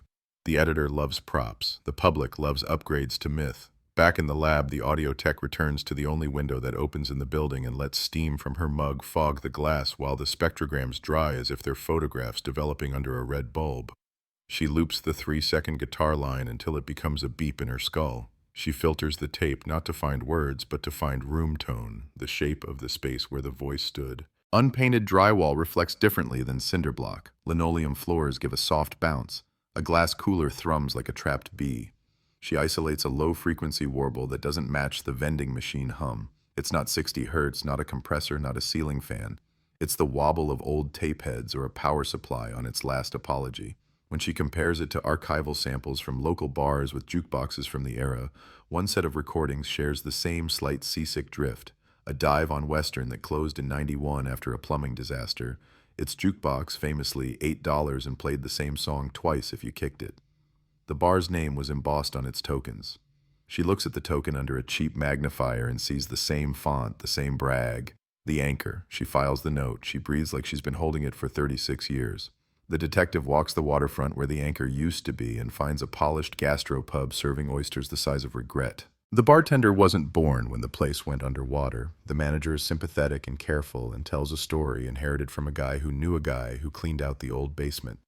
When they ripped up the floorboards, they found tokens in the dark like stubborn seeds. The detective asks whether any memorabilia survived. The manager produces a dusty cigar box from the office safe, the way people do when they want to be part of the myth. Inside, 2 tokens, a Polaroid of the jukebox with duct tape on its coin slot, a bar towel with a stitched anchor, and a yellowed flyer for Open Mic Wednesdays where the font looks drunk. The detective photographs the Polaroid. He traces the duct tape with his thumb through the plastic sleeve like you might pet a dog that's been dead for a generation.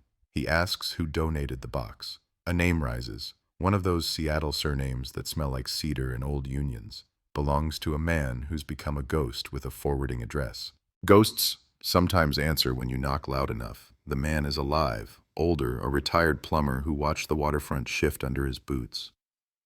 He remembers the jukebox like a cousin. That thing loved the song even when nobody did. Played it slow, wave in it, made drunks sway. He remembers a night in '89 when a barback with a green flashlight told him, laughing, that a payphone was singing to nobody. He shined it in my eyes. The beam made people look like cutouts. Hated that. The detective asks him to point at a photograph lineup. The plumber blinks, squints, and taps two faces. The nephew and a man whose file is thinner than the story wants. Warehouse job, bar fights, a motel death with a TV that watched him die. The plumber says, that second one had a lisp when he was tired.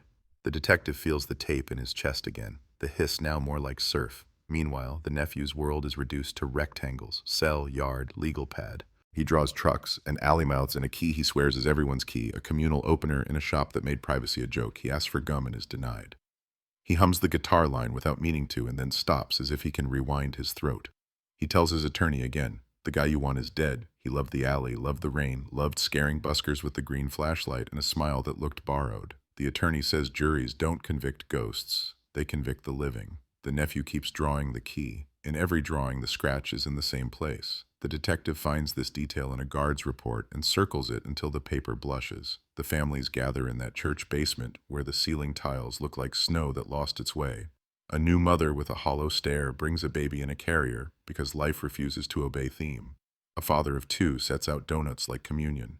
The poster board with the words, "We remember you," glows under fluorescent lights that hum at a frequency that makes hard conversations harder.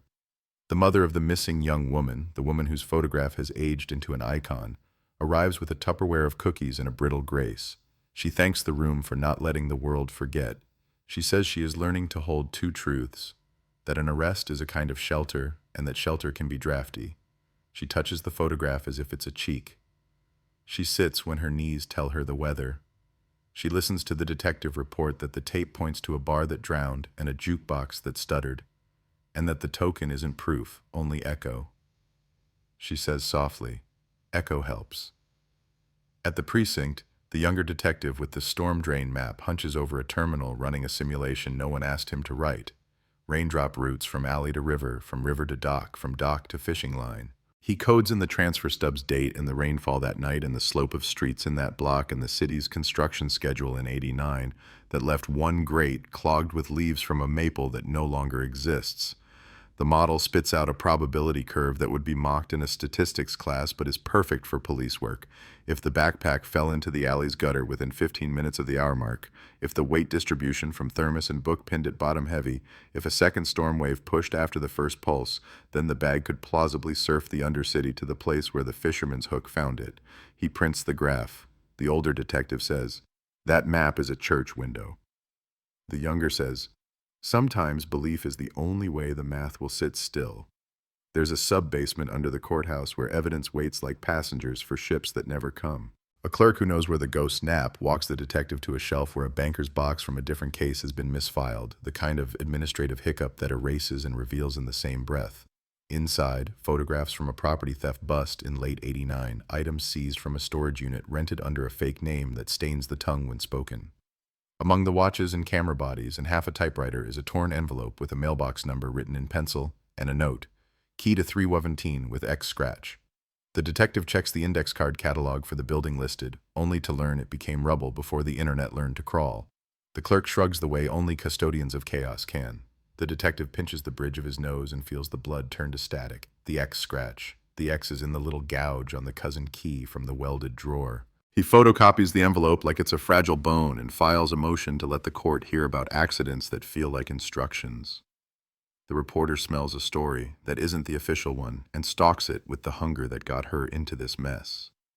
She requests city demolition records and finds the contractor who cleared the old mailbox bank when the building came down. He's in Arizona now, collecting sunburns and stories. He remembers how steel sings when cut. He remembers a rain that made sparks jealous. He remembers one box welded shut from the inside like a promise broken in advance. He remembers the foreman grumbling about keys with scratches. She asks what happened to the debris. He says landfill, east, the kind where memory goes to be flattened into layers for archaeologists to argue over. She writes the address anyway, because sometimes the act of writing is a form of grief. Publicly, the mayor performs satisfaction with the arrest like an actor hitting a mark. Privately, a chief of police asks the detective if he can promise a clean win. The detective says he cannot promise anything but work. He carries the token and the photocopy of the envelope with the mailbox number and the Polaroid of the jukebox as if together they are a vocabulary he can use to ask the city to speak. He goes home and sits in the kitchen where the window looks at a sliver of sky full of gulls that laugh at humans with errands. He places the key on the table the way you set a piece on a chessboard when you want to bluff. He plays the tape. He measures the inhale before the second paragraph. He times the swallow. He notes the way the voice grows less careful with consonants when it reaches a word the reader likes: anchors, guitars, rain.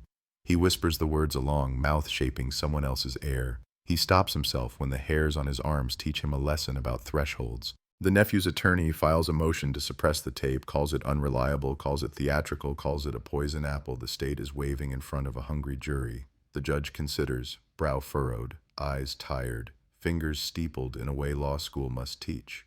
The courtroom air has that density rain gives indoors, the feeling that umbrellas are open somewhere in the mind.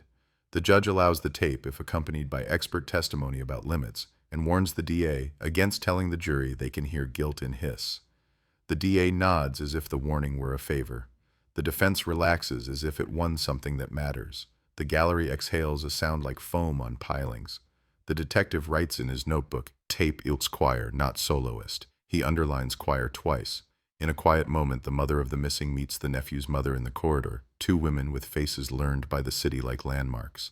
They look at each other and see daughters and sons and knights that won't back down. They say little because some conversations are too delicate for words that bruise. The nephew's mother says, "My boy is not that monster." The other mother says, "My girl met someone who was." They both flinch at the word was, at the way grammar takes sides. They part with nods that look like bows. The corridor holds the echo as if it were glass. Rain breaks and sunlight arrives like an amnesty nobody applied for. The alley changes color, becomes less bruise, more bottle. The detective walks it as if it were a museum he can see only with a guided tour from memory. He stops where the token lay in mortar and imagines the hand that hid it there. Quick, practiced, sorry, proud. He stops at the fence where the jacket snagged and imagines the pivot again, the scuff on the left shoe that insists on choice. He stops at the back door with the new hinge and flips open his small pocket knife, not to pry, just to feel metal argue with metal. He hears, because he wants to, the ring of the payphone on Pike. A ring that turned into a metronome for a minute the city refuses to yield. He smells cinnamon from a bakery 2 blocks over and thinks of the thermos and the gum and the way an object can become a biography if you stare at it long enough. Night comes early, as if the day forgot its lines. The younger detective pings the power company and asks for service calls near the anchor in 89. The database coughs and then offers a record of a brownout the week before the girl vanished. A technician's note about unstable jukebox draw. The audio tech grins when she reads it because sometimes the universe writes you a fan letter. She updates her memo, wobble likely environmental, consistent with venue electronics. She adds a footnote about human voices in rooms with failing power. How phrasing lengthens, how vowels widen. She wonders if the reader of the tape grew fond of the way that room pulled time like taffy. She hears it in the lisp that arrives when the S is tired. She prints the new sheet and hands it to the detective like a hymn. And then, because the story prefers spiral to line, a call arrives to the tip line from a voice that might be regret's understudy. An older man, anonymous with gusto, says he sold a green flashlight at a yard sale in '90 to a kid from the shop with trucks. Says the kid fiddled with the bezel, liked the way it threw a blade of light, said he was headed to Tacoma. The detective asks details. The man offers a memory of a scar under the chin, a laugh too loud for the price of a used lamp. The detective thanks him as if thanking could make the tip true. He writes it down in ink that threatens to run if the paper gets sad. By the time the courtroom calendar clears for this case, the city has learned to wear dread like a scarf. The first witness is the bus driver who rattled past the stop that night. He testifies about fogged glass and the ache of hindsight and the way he still slows at empty benches in case absence wants a ride. The second is the parking garage clerk with the storm smile story. He tells it without embroidery because time has already done the needlework. The third is the audio tech who walks the jury through the tape's ghost city without promising to deliver them to a door with a name. The jurors lean as one toward her graphs, as if looking hard enough can make a line confess. The token appears in a plastic sleeve. The key sits in a bag where light pretends to be holy. The judge watches the room for the moment belief arrives, not as proof, but as gravity. When court adjourns, the detective steps out into a wind that tastes like distant snow, and he lets himself fantasize just for the walk to the car about the small miracle he wants. A single, plain sentence that ends the sentence. But even his fantasy is tired. It falls apart at the punctuation. He knows better. He knows the best they get are sentences shaped like weather reports. Chance of closure, scattered showers of doubt, pockets of sun for families who manage to find it. He climbs into the driver's seat, pockets the token like a promise and the photocopy like a curse, and drives the long way home along the water where gulls heckle ferries and the city looks for a minute, like a postcard of itself from a year no one can agree on. He plays the tape again out of habit and hears in the reader's inhale before the last paragraph a small, unsteady beat that might be a sob, or might be the power wobble, or might be the sound a story makes when it wants to turn but can't find the street. He lets it play out. He doesn't look for a new road. He knows this case lives here, in the loop, where a key doesn't fit. A token says no cash value, and a headline declares solved while the rain writes the word vanishing on the city over and over until morning. Dawn slides in gray and unsentimental, the kind of light that doesn't flatter or forgive, and the detective is already awake. Coffee cooling beside the photocopy of the torn envelope that says 317 in pencil like a riddle written by someone who never meant to be legible. He turns the brass key in his fingers until the scratch finds its old resting place against his thumb pad, and he thinks about locks that no longer exist, doors converted to landfill geology, steel turned to sediment, and how truth, when buried deep enough, becomes a layer archaeologists will name after the year hope gave up. He dials a number a reporter handed him on a scrap that smelled faintly of glue and newsroom panic, the salvage yard where demolition detritus sometimes dodges the landfill and becomes art or benches or bar decor. A voice answers like a caution sign. Yeah, we pull mailbox banks sometimes. Yeah, numbers still on them. Yeah, they're heavy like old guilt. Come by if you want to lift your back wrong. The yard is a museum of almosts, doors that don't go anywhere, railings that have forgotten stairs, bathtubs planted with rainwater and cigarette ends. In the far corner, under a tarp that flaps like a board flag, a line of mailbox faces stare back, their number plates crooked, their keyholes yawning. The owner smokes and watches the detective like someone waiting to see whether a trick will work. He flips plates with a gloved finger. 109, 224, 305, 317. The digits glint in a way the day refuses to. The detective doesn't let the breath he's holding get far. He asks permission like it matters and slides the brass key into the mouth of the past. It catches, stutters, tastes metal with metal like animals sniffing. He turns. The cylinder resists as if it has a memory it doesn't want to share and then yields with the reluctant click of a joint after a long sleep. The door swings open with a small exhale of dust, exposing an interior scraped clean years ago, as if emptiness were carefully curated here. On the inside face, a faint carbon smudge, an X near where a key would scrape if it were repeatedly misaimed. The detective feels ridiculous for the way triumph peeks around his sternum, and then equally foolish when the box offers up nothing but the hollow thud of hope landing. The owner shrugs. The detective snaps photographs like a tourist harvesting proof that he was near a miracle that declined. He bags a flake of that carbon as if soot can testify. He stares at the X like a map drawn by a whisper. He remembers the torn envelope from the sub-basement and how the note said, key to 317 with X scratch. He imagines a hand writing that as inventory, as instruction, as a breadcrumb, as a hex. He asks where this bank came from. The owner flips through invoices bleached by sunshine into ghosts and finds an address that's become an empty lot with chain link and a sign that promises a future development that has not and may never arrive. The detective pockets the invoices and writes a circle over the address with a pen that's almost out of ink. The city builds and forgets. The pen runs out. The case keeps breathing. Lunch is a formality he ignores. He drives to the lot where the address points and finds weeds doing the city's version of penance, growing where people can't agree on money. Through the fence, he can see the outline of where a lobby must have been by the way gravel behaves. A rectangle of stones too obedient for accident. He pictures a wall of mailboxes, the brass flash when the door is opened by a key with a scratch. He imagines a hand sliding a cassette into a slot disguised as mail, the swap of envelopes for audio, a ritual that turns public space into a confessional booth. He kneels and presses his palm to the ground as if heat can migrate up from a memory. All he feels is the city's heartbeat, the low thrum of a passing truck, the tremor of a train deeper than he can see, the hum of lines pulling power toward kitchens and lamps, and the persistent buzz of people insisting on mourning. He stands, brushes dust from his knees, and promises the dirt nothing. Back at the lab, the audio tech considers the way the key turned, the way the mailbox door sighed, and without meaning to, she searches the tape for a matching noise, a metallic whisper tucked under a phrase, an incidental click that could be a door, could be a coin return, could be a punctuation mark from a machine.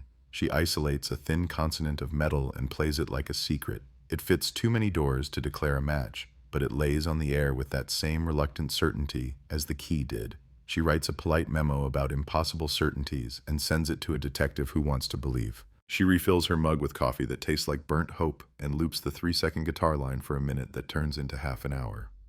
In the wobble, she hears the room again, the bar that drowned and took with it a night full of eyes that were watching and decided not to betray.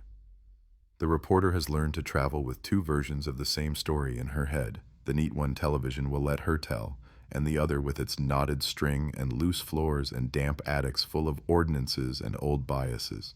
She rides the bus past the corner store with the payphone, past the alley that refuses to be a corridor to anything but itself, past the old auto shop that once painted trucks green and now sells artisanal soap to people with disposable income and a hunger for clean narratives. She meets a woman at a window table who says she was there, not that night, but a night just like it, when a man with a flashlight cut her out of the sidewalk with a beam and asked her what music she liked, like a quiz she could lose.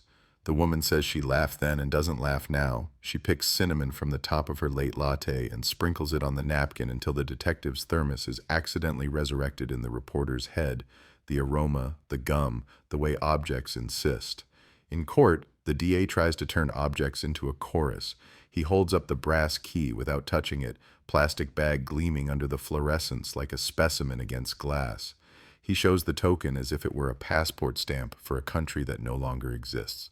He plays the tape and lets the guitar swim out of cheap speakers so jurors can feel the wobble in their bones. He threads the nephew's proximity to all of it into a rope that looks like inevitability if you don't run your hand along it for splinters. The defense takes splinters and makes a bouquet. Contaminated timelines, alternative suspects, the dead barback with the lisp and the motel death, the plumber's memory, the green painted everywhere of a city that loved trucks too much to be specific. They say the detective fell in love with a story and brought it flowers. They say the city wanted a face to overlay on its old bruise. They say reasonable doubt like rain. The younger detective with the simulation, rain routes, gutter decisions, thermos physics, testifies with the earnestness of a kid showing a science fair volcano to a room full of people who miss lava. He explains probabilities and is careful to avoid percentage traps. He says plausible, not proven. He says path, not fate. He says words that judges like because they are careful and jurors distrust because they are modest. But in the way his hand travels the map when he points, the way his finger taps the alley like a heartbeat, there's devotion that the gallery catches, like a cold. When he steps down, the older detective squeezes his shoulder the way you do when you see your younger self and hope the trajectory holds, hope the years don't sand the corners off the necessary stubbornness. Late afternoon drifts into a gray that feels like nostalgia for a sun that was never promised. The detective returns to the anchor that isn't to ask a question that has already been asked. Who else would salvage tokens? The manager hands over a crate a bartender found in a crawl space, a crate that smells like rot and triumph, and inside, wrapped in a bar towel, a handful of tokens with the same stamp, the same guitar, the same no cash value, plus a rusted jukebox coin mechanism that looks like a heart transplant gone wrong. The audio tech caresses the mechanism with the caution of someone touching a relic, and in her face the detective reads a plan. Back at the lab, she rigs the mechanism to an old power supply, wires like veins, transformer humming in a low note that feels almost like the tape's underfloor wobble. She drops a token through the throat of the machine and listens as it clinks down and purrs across metal worn by decades of purchase and regret. The sound arrives, a click like language, a slide like rain, a beat that might be the one from the cassette. Cousins separated by 36 years and bad storage. She records it. She lines it up against the cassette's undersound and sees the waveforms nod at each other like people who recognize a photograph of a younger self. She writes careful words about probable congruence and hands them to the DA like a match in a wet season. Evenings are where the case lives most vibrantly, the city's calendar thinning into lanes and the alley finding its showtime. The detective stands in the mouth and watches people choose the long, bright route and the short, dark route, and he wonders which choices make a life a story and which make it a headline. He holds the token like a worry stone and the key like an argument. He lets the chill push him toward a decision he won't admit is forming. To go to the landfill east of the city where the contractor said the mailbox bank might have gone. To walk those terraces where seagulls govern and methane whispers. To look for a piece of steel stamped with a number that would vindicate or humble or both. He knows it's absurd. He knows it's exactly what the story demands. The landfill is a topography of regret patrolled by the practical. A supervisor laughs softly when the detective says mailbox, but the laugh isn't cruel. It's the sound of a person who has seen people try to rewind tape with their hands. There are records, layers, zones. There's a section mapped to the year and month the building came down. There's a protocol for not dying in a place that looks inert and isn't. He signs papers that absolve no one. He rents a ground-penetrating radar rig that turns Earth into ultrasound, a black and white portrait where metal draws bright bones through the gray. The younger detective, grinning in horrified delight, joins him because belief requires witnesses. They start walking the grid, radar painting the unseen. The screen blossoms with candidates, each one a maybe, each one a false friend, each one a nail, a pipe, a bicycle carcass, a grill, a bed frame, 100 cities throwaways. And then a rectangle, too regular to be a whim, appearing at the correct depth for that month, with a density reading the tech calls promising, in a voice that doesn't do excitement. They mark it with an orange flag. They dig the way people do when they want the earth to say, okay, fine. Hours collapse. Dirt becomes personality. Clumps that hold and crumbles that betray. The shovel hits metal with a hollow ring and everyone freezes because music has been missing from this scene for too long. They brush away like archaeologists afraid oxygen will hurt the past. The object is a face of a mailbox bank torn from its body, pitted and mean, the number plates still riveted. 311, 313, 315, 317, 319. The detective sits back on his heels and laughs once, a sound like a cough that forgot its dignity. The supervisor smiles despite herself. The younger detective takes photographs with care and then with greed. The brass key is in the older detective's pocket, heavy and inevitable. He wants to jam it in right there and make the lock speak, but he lets the evidence text do the sacred dance, bag it, tag it, lift it, move it to a table that is really the hood of a truck. The sun, briefly unashamed, rides the horizon like it is considering doing the decent thing. The tech slides the brass into the ravaged face of 317's keyhole and turns with a delicacy that would shame a musician. The cylinder nudges and then, despite rust and time and logic and the perverse humor of dead metal, clicks. A lid opens to nothing, to landfill air, to the smell of 1,000 thrown-out dinners, to a dark that isn't helpful, and yet it's a click the detective needed to hear, a sound that resolders a piece of his private faith. Court resumes while the lab scrubs the mailbox face for Milagros. The judge allows photographs of the landfill dig but bars phrases like destiny. The DA relaxes into a stride that people mistake for confidence and asks the detective to narrate the walk at the dump without turning it into a pilgrimage. He gives the facts like stepping stones and avoids the urge to say miracle. He mentions the click and apologizes to the law for loving that click too much. The defense says trash is everywhere and sometimes it arranges itself into a story you already wanted. The jury watches the photographs pass from hand to hand like postcards from a difficult vacation. A new tip arrives from a man with the kind of conscience that wakes like a bear. He worked at the paint shop in '89 for 2 months because the union job fell through. He remembers the nephew and the dead barback and the trucks and a night when a cassette hissed in the back office while someone whispered a newspaper's words to a tape's appetite. He remembers a lisp late and a flashlight early and a key on a string around a neck that didn't deserve a talisman. He remembers someone saying anchor like a toast and the way laughter failed to show up. He is ready to testify until he isn't. He names his fear and it sounds like he has rehearsed it for years. The detective talks him into bravery that will feel like betrayal at 2 a.m. He hangs up and puts his forehead against the cool wall in the hall because sometimes the architecture is the only friend in the building. The mother of the missing returns to the alley at dusk, alone except for the city, and stands where the jacket snagged, where the token hid, where the key refused to sing for decades. Her coat is the age of the case. Her hands are gentle with the railing as if touching it can comfort the metal. She whispers to the concrete, not a prayer, not a demand, just the soft grammar of someone telling someone else they have not been replaced by other headlines. She hears footsteps and does not startle. It's the detective, hat in hand, the only courtly gesture he remembers. He doesn't say solved, he doesn't say soon, he says this. We heard a click today. She nods as if he said the name she's been missing. They stand in companionable silence while the city hisses around them like an animal cooling down, and the rain delays itself in a rare act of mercy, and the tape, somewhere, everywhere, rolls toward its last paragraph without promising it will ever get there. Noon burns through a thin veil of cloud like a lie trying to pass for sunlight, and the courthouse turns into an aquarium where everyone is a fish who pretends the glass isn't there. The detective adjusts his tie the way he adjusts doubt, not to remove it, just to make it livable. And he steps into a corridor, electric, with whispers. Token, mailbox, click, and beneath it, the unspoken beat everyone hears but refuses to dance to. Solved, solved, solved.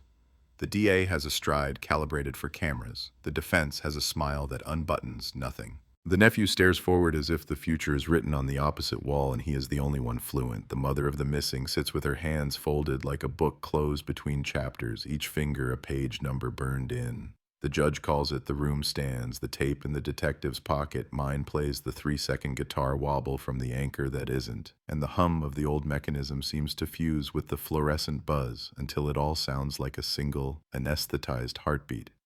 The witness with the bare woke conscience appears smaller in person, as if bravery strips height. He clears his throat and looks at no one, which is better than looking at everybody. He says union job fell through. He says trucks the color of seaweed and stubborn stains. He says a key on a string slapping the sternum of a man who liked to lock what wasn't his. He says, cassette in the back office, a newspaper voice read into hiss, and a flashlight that carved people into separate parts and called it fun. The defense leans forward like a cat hearing a cabinet open. Where were you on the night, exactly, precisely, chronologically? Memory is a sieve, he says, and I am a man who kept the wrong things. He repeats the bar's name without saying bar, anchor like a cough he can't shake.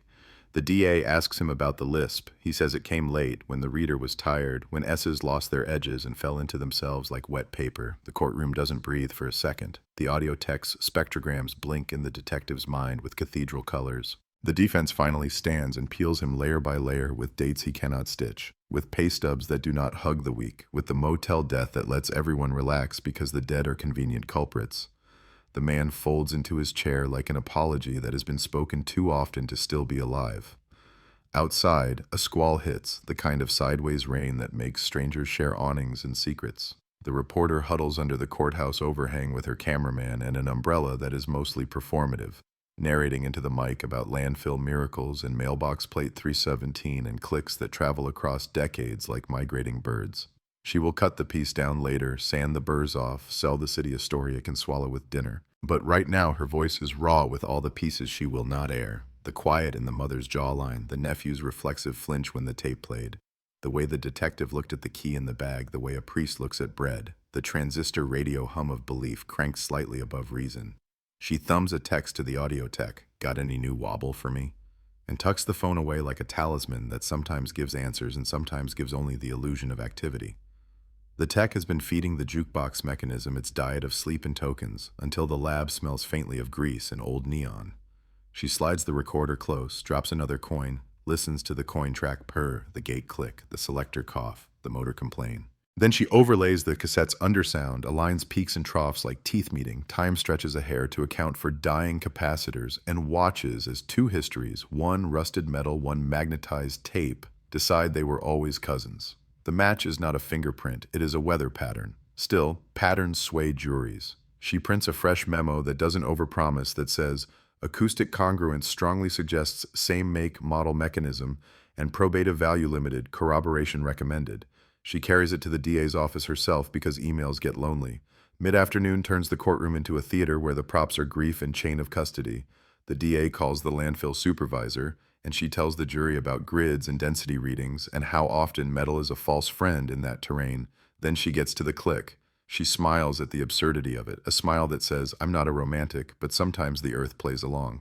The jurors lean for the word click, that small onomatopoeia that feels like the universe pushing the plot. The defense counters with entropy and coincidence and how any cylinder will turn if you insist. He nods toward the nephew like a man to whom entropy has always been opposed, as if that proves anything. The detective gets the hallway to himself for 2 minutes and uses it like a chapel. He texts the younger detective, "Anything from storm drains?" The reply comes with a photograph, a still from a snake cam, black water and corrugated pipe, and the glint of something that might be nothing in a world the city forgot. The caption says, "We found a bottle cap from the anchor wedged under an elbow joint 2 blocks south of the alley." He doesn't pump a fist because he is too old for choreography. He breathes out hard enough the image fogs for a second. He imagines the cap traveling the undercity, a badge swept by filth and persistence to a nook designed for it by accident. He thinks about rivers that never see sky and the way objects declare their own pilgrimages. Evening nudges the blinds without asking. The judge calls it for the day, and the room empties like a lung after a sudden sprint. The detective follows the mother of the missing down the corridor at a careful distance, protective without presumption. She turns, catches him, and offers a smile stitched from old fabric. He says he has something small, a breadcrumb, not a loaf. He tells her about the bottle cap in the drain, the wobble match, the mailbox face that didn't argue with the key. She nods and asks, very quietly, if any of it changes what she knows when she wakes up at 3 a.m. and the silence is a siren. He says it doesn't. She thanks him anyway, because courtesy is the oil that keeps impossible machinery moving. The nephew's cell smells like industrial soap and the kind of fear that keeps clocks honest. He draws the alley again, the fence, the snag, the back door with the hinge that learned new noises. He shades the spot where the token slept in mortar because shading feels like confession without content. He thinks about the other man, the barback, the lisp, the motel, that convenient dead shape the defense loves. He tries to conjure his laugh and finds only a hole in the air. He hums the guitar line under his breath until a guard bangs the door with a baton like a metronome that disapproves. He stops, cheeks hot, and tells the ceiling the same thing he tells his attorney. "I didn't do this. I only lived near it." The ceiling, like any system, is not good with nuance. The reporter's phone rings with the number that used to be the plumber's and is now the plumber's grandson. He says his grandfather remembered something after seeing the segment. The green flashlight man liked to wedge a token in the jukebox's throat. Said it made the machine play his song twice for 1 coin. Said the trick was to scratch a mark on the token so the bartender wouldn't swap it. The grandson has the token in a junk drawer next to batteries that lied about being charged. It has a shallow scar that looks like an X if you want it to. The reporter wants it to. She takes a ride share across a city that refuses to pick one skyline, holds the token in a paper napkin like communion, brings it to the tech. They run the scarred token through the rescued mechanism and listen as the coin hiccups and lands. The machine coughs. The selector tries to choose twice. The tech's voice, when she calls the detective, is 6 degrees warmer than professional. He lets himself grin in his kitchen in a way he will deny later, the window open to a smell of wet cedar and a radio far away playing a cover of a song that belonged to that jukebox for a season. The next morning unspools with the low drama of paper being unrolled. The DA puts the token, with its shallow X scar, on a screen large enough to embarrass objects. He walks the jury through the grandson's story with a gentleness that suggests even he knows what a small miracle is when it knocks.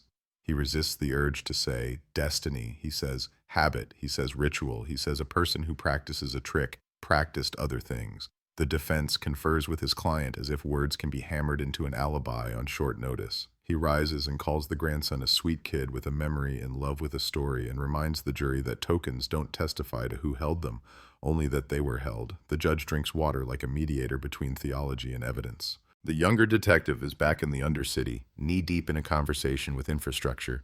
He sends up another prize, a corroded zipper pull with fabric fossilized around it, stamped with the same manufacturer as the denim jacket's hardware, trapped against a grate that would have been cleaned in the first week of any other city's spring. He labels it with a number and a prayer, hands it to the evidence chain with the tenderness of a man returning a borrowed book intact. He texts the detective one word, Ripple. The older man reads it and hears migration again. The way facts move, the way objects travel, the way stories refuse to die if you feed them small facts like crumbs. The audio tech testifies at last with a patience that makes jurors relax. She draws a sound city on the screen, waves and spikes like skyline, then walks them through the wobble, through the jukebox mechanism's cough, through the alignment she could not fake if she wanted to. She never says match like a hammer. She says rhyme like a librarian. The DA loves her restraint. The defense fears it. The judge thanks her in the special tone reserved for experts who don't evangelize. When she steps down, the detective feels like clapping and does not because worship isn't admissible. Between witnesses, the court breaks and the detective wanders to the window where the rain is sheet music and reads the city's ongoing hymn, fairy horns, a siren far off, a bus kneeling, a skateboard's small applause, a dog collar bell, a shout, a rumor, a lull. He thinks of the payphone that rang itself hoarse, of a young woman with quarters like talismans, of a bus driver who slowed for nobody because nobody was what stood there. He thinks of the tape reader inhaling before anchor and rain. He thinks of 317 opening to nothing. He lets the window cool his forehead, eyes closed, as if frost can write clarity on bone. When court reconvenes, the defense reveals its sleek blade, an affidavit from a man in Tacoma who swears the nephew was with him the night in question, replacing brake pads until midnight, a domestic act of grease and companionship. The DA blinks, calculates, asks why now. The man says he didn't know the date mattered until the TV told him it did. And anyway, who remembers a Tuesday that rained in a city of Tuesdays that rain? The DA measures him with the quiet contempt reserved for late heroes. The detective watches the nephew's mouth twitch as his alibi is spoken and wonders if relief always looks so much like rehearsal. At dusk, the detective returns to the alley out of superstition, out of duty, out of the habit grief trains. The air has that post-rain glow where every color considers being brave. He stands where the jacket snagged and feels the muscle memory of the city under his feet. The way the slope insists, the way the gutter invites, the way the back door's new hinge disguises an older script. He hears a harmonica, real or ghost, a busker staking out a corner against the moan of history, and in the bluesy waver he almost hears the wobble, the tape's seasick drift. He realizes with a sudden clarity that the case has turned him into a human jukebox.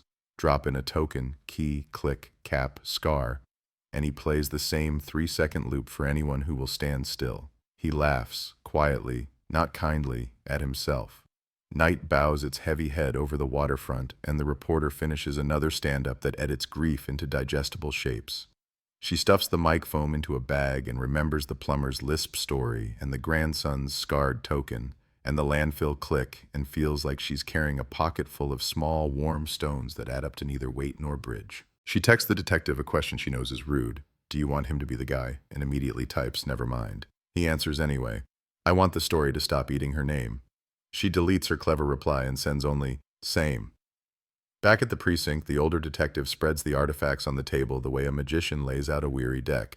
Token with X, photocopy of the envelope that says 317, photograph of the mailbox face rescued from trash, audio memo printed and underlined, a Polaroid of the anchor's duct-taped throat, the zipper pull bagged and labeled like a captured lie. He arranges them into the shape of a door and stares until his eyes tell him a joke about pareidolia.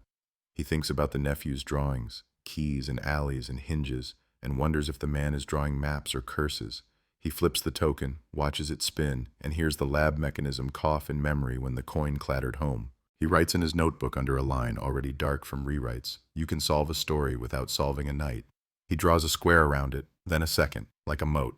The storm rolls back in after midnight with theater it didn't show earlier, thunder speaking law no judge can gavel. Through his open window, the detective hears the city's applause for weather and the soft, stubborn ring of a phantom payphone that will not accept that the call already failed. He rises, barefoot, and stands at the sink where the brass key sits in its bag, light from the street slicing through plastic like a blade. He considers, for a sliver, taking it out, feeling weight without barrier, listening to the scratch sing against his thumbnail. He doesn't, he can't. He puts his hand on the bag, like you do on a casket when touch is the only language left. He whispers, and even he doesn't know to whom. We heard the click, we heard the room, we heard the song. Now give us the sentence that ends the sentence. The storm answers with a drum roll that implies an entrance no one is ready for. Across town, at a storage unit rented under a name that stains the tongue, a lock that hasn't turned in a decade shivers at last. A manager doing inventory for a sale tries a ring of keys the way fortune tellers deal cards and finds one that persuades the cylinder. The door slides, groans, yields a box labeled "Shop, Back Office," in a handwriting that looks like the cousin of the envelope's pencil. He opens it because curiosity is how every ghost in the city gets its cardio. Inside, ledger sheets, coffee-stained rosters, a handful of tokens taped together with a brittle band, and a cassette in a cracked case with a loop of masking tape on the spine where someone wrote, in block letters that didn't trust cursive, "Practice." The manager, not stupid, not brave, flips the hasp down and calls a number he finds with a search term he never thought he would need. The night coalesces around the ring. The detective's phone lights the kitchen like a tiny, merciless stage. He answers, already walking, shoes in one hand, keybag in the other, rain in his mouth like a sacrament. The city in its nocturne. The story humming, the alley waiting. The cassette somewhere breathing, the word solved sitting patient on the horizon like a ferry that may or may not dock by dawn. Night opens like a vault and the storage unit corridor smells like dust and old electricity. Corrugated doors rattling to the rhythm of the rain, and the manager's flashlight paints a jittery runway for the detective, who arrives with his shoes barely on and the key bag zippered shut like a mouth that said too much. The box labeled shop. Back office sits there as if it's been saving its breath, the word practice scrawled on a cassette spine in block letters that don't trust flourish, masking tape gone the color of tea. The detective doesn't reach for it. He asks for brown paper, for gloves, for the kind of quiet that tells objects they're about to be believed. He bags ledger sheets that smell like cigarettes, rosters with names folded in grease, a ring of tokens fused by time like a low-grade meteor, and last he slides the cassette into its sleeve like a letter into a mailbox face that hasn't been invented yet. He hears the word click in his head as a future tense. He thanks the manager in the tone you reserve for strangers who just introduced you to a ghost, signs, countersigns, watches a lock roll back into place, and steps into the rain with the box like a newborn made of paper and other people's secrets. The lab is a moonlit chapel by the time they get there. Lights low, monitors in standby halos. The audio tech arrives in a hoodie that confesses how long the day's been and spreads a towel on the bench like a sacrament cloth. Practice looks worse under bright light, the tape window fogged with God knows what, the shell hairlined at the hinge, but the screws are whole. She breathes, kneels to an altar of tiny screwdrivers, opens the body without wounding it further, and lifts the tape like a ribbon you don't get to keep. Mold can sing if you let it. She doesn't. She cleans, reels, crimps a splice the size of a freckle, drops the reels into a donor shell with the tenderness of a transplant, and seats it on the deck. The detective stands a respectful distance beyond ritual, a coffee cooling on a desk he's never sat at. The tech presses play, the way a surgeon makes first contact, and the room fills with hiss that feels almost nostalgic. Then a voice clearing a throat, then the paper rustle that has haunted the case since voices decided to speak to tape. A human reading the news to a machine as if the machine could testify. It's not the tape, it's a cousin. The voice is the same cadence, the same left side lisp that arrives late like rain blown sideways under a door, the same practice neutrality that's trying on menace and not liking how it fits. Practice is what it says. False starts, a paragraph about a budget fight read twice, a mispronounced council member's name corrected with a sigh, a from Vancouver delivered 3 ways until the kinks are ironed out. In a gap, the scrape of a chair against linoleum. In another, the 3-second guitar drift from a speaker that must be nearby because the wobble lands in the vowels like a seasick grace note. The text stops, reverses, isolates. She lays the spectrograms of practice and the courtroom tape side by side like siblings at a city hall wedding and watches colored bands greet each other like survivors. She frowns, not doubt, concentration, and murmurs, same room tone, same jukebox wobble, same mouth. She catches herself, says the same speaker physiology, because courts prefer nouns that wear lab coats. The detective closes his eyes and hears the payphone ring on Pike. The rain drilling, the word anchor cocked and loaded. They pull the last minute again because there's a sound at the tail that isn't breath, isn't coin, isn't the room. It's metal against metal, slippery and decisive, like a key missing once and finding home on the second try. He hears the mailbox face at the dump click in sympathy 3 miles and 36 years away. In the margin of her memo, the tech writes, "End of take mechanical engage, probable lock or device start." The detective writes on his palm in ballpoint because no paper is sacred enough now. Practice, lock noise. He should eat, should sleep, should call someone with a badge heavier than his nostalgia. He calls the DA with a late-night sobriety reserved for the phrase, probable cause. He calls the reporter and says only, "You were right about 2 versions." He calls no one else because grief's choir doesn't need more voices after midnight. Morning in this city is a damp rehearsal. Everything knows its lines, but rain makes the consonants soft. The DA hears practice, hears the lisp flop on the same syllables, hears the wobble thread through newsprint as if the jukebox were a backup vocalist. He stares at the ceiling as if there's precedent written there. He asks the tech to explain chain of custody twice and then tells the detective to get the storage unit manager into a conference room with a stenographer and a pitcher of water that will grow old waiting. The manager repeats his inventory ritual. The keyring tarot, the accident that became a hinge, tells them the unit belonged to the shop owner's estate for a while, then went delinquent, then languished because nobody wants boxes that smell like ghosts and polyurethane. He says he didn't open the box until last night because paperwork is a weather system and this was a dry patch. He signs again, and his pen leaves a groove that looks like guilt. The nephew's attorney files a motion in response like a reflex arc. Exclude practice as untrustworthy, unauthenticated, unduly prejudicial. The judge rubs her eyes, looks at the tape on the evidence cart like it's a dog that may or may not bite, and sets a hearing. Before it, the defense floats a narrative as slick as diesel on a puddle. The dead barback recorded practice to work on his enunciation for karaoke or prank calls. The room was the anchor because the world loves a circle. The nephew is the unluckiest man to ever inherit other people's rituals. The DA does not smirk because he's not stupid. He builds the mountain anyway. Practice in a box labeled back office, found in a unit paid by the shop. The ledger inside with initials that match the nephew's when he was a younger, skinnier problem. The ring of tokens taped with the exact brand of brittle that appeared on the envelope that said 317. He goes to bed with his mouth tasting like metal. Court answers with its usual choreography. The audio tech, crisp for someone who hasn't slept, explains practice without swagger, shows the room tone match like a weather front, lays the lisp's late arrival on vowels like a map pin. The defense tries to paint her as a zealot. She stays librarian. File numbers, decibels, confidence intervals, sentences with scaffolding. The manager testifies to procedure. The detective tells the story of the corridor, the box, the smell. The judge listens and then writes the kind of order you can build scaffolding on. Practice comes in. If the state proves provenance at trial, the jury may hear it if it's part of the room. The defense is half relieved because half is what this case will give anyone. The reporter is outside again under a sky-steamed computer telling viewers about practice without saying the part that made her stomach tilt. The key noise at the end. She saves that for the long form, the kind of piece the station runs on Sunday mornings to pretend it's still a church. She goes live with the safe version and texts the detective the line she wishes she could say. The room keeps refusing to let go. He types back, "Rooms have better memories than people. Floors keep scores." She smiles like a confession and scripts it for later.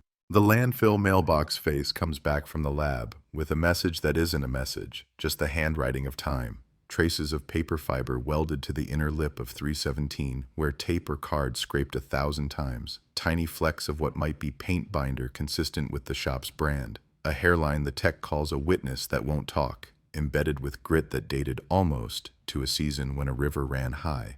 The DA writes, "Too much, too soon," and deletes it before anyone sees. The detective rubs the bagged brass key with a thumb through plastic and tells himself he'll stop doing that because belief leaves prints too. A memory breaks open in a retired night janitor who used to work the building with the mailboxes before it came down. He calls the tip line and asks for the detective because the one on TV doesn't blink when I say the bad part.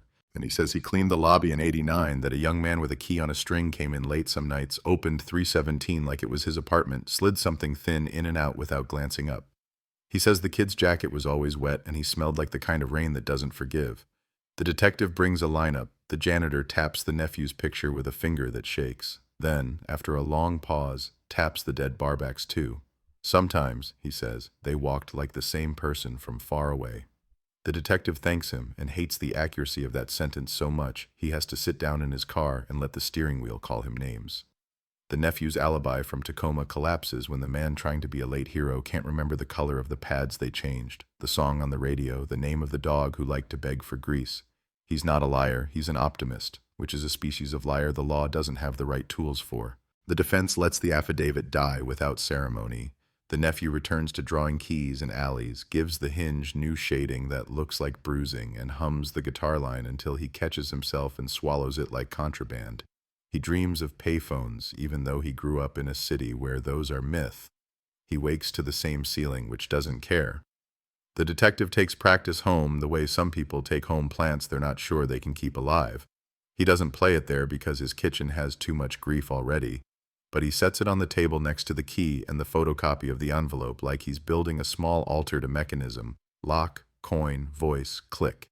He stands at the window and watches gulls write cursive over ferries, and in the reflection he catches a man who looks like the guy from the first morning of the case if you sanded hope down to a nub. He laughs lengthlessly, a sound no one hears, and goes back to the alley because some part of his spine is tied there like a boat that can't afford to drift.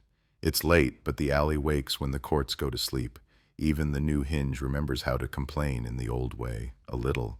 Even the rain finds the seam where water once performed a trick with a backpack and a grate and a current that carried objects toward a fisherman's hook like fate had hands. He stands where the jacket snagged and says out loud, softly, to no one who will put this in a record, "We found your practice tape." He thinks about the word practice and how it implies an intent to perform, how it promises repetition, how it declares itself rehearsal for a main event. He wonders if the reader stood in a room with a jukebox and read the news, not to inform, but to build a voice that could narrate his own crime back to him. He wonders if the lisp was a tell or a flourish. He wonders at the cruelty of a person who wants to make absence a radio show. Back at the lab, the tech listens to the end of practice again with the room tone removed, the hiss scrubbed, the wobble laid flat.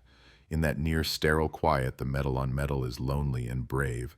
She matches its timing to the click that closed 3 and 17 at the dump and finds an overlap that is more poem than proof, but hits the limbic system like proof anyway. She prints an overlay. She brings it to court in a tube like a banner. The judge unrolls it and sees sine waves flirting, peaks aligning like kids in a school photo. The law will call it non-exclusionary similarity. The detective will call it the sound of a door opening between two rooms that have been pretending they're separate. The next news cycle feeds on the tape like it's protein. The anchor says, "Practice with a gravity that sopranos reserve for requiems." The city listens in kitchens and ride shares and laundromats and elevators in the aisle between cough syrup and sympathy cards. People who used to work night shift in '89 text each other. Remember the kid with the flashlight. Remember the jukebox that hiccuped and gave you 2 for 1. Remember the way the alley felt like it was waiting for a line to be read into it. People who never set foot there decide they were almost there. A necessary delusion that cities grant because belonging is a kind of solvability. In chambers, away from the slogans and the lenses, the DA and the detective fight the urge to sound triumphant. They have learned the city punishes hubris by revealing a new corner they forgot to round. Still, they allow themselves a small ritual, the token, the key practice, the mailbox face photo, a Polaroid of the jukebox with duct tape on its throat, the plumber's quote typed on paper that wrinkles when wet. He made the song play twice.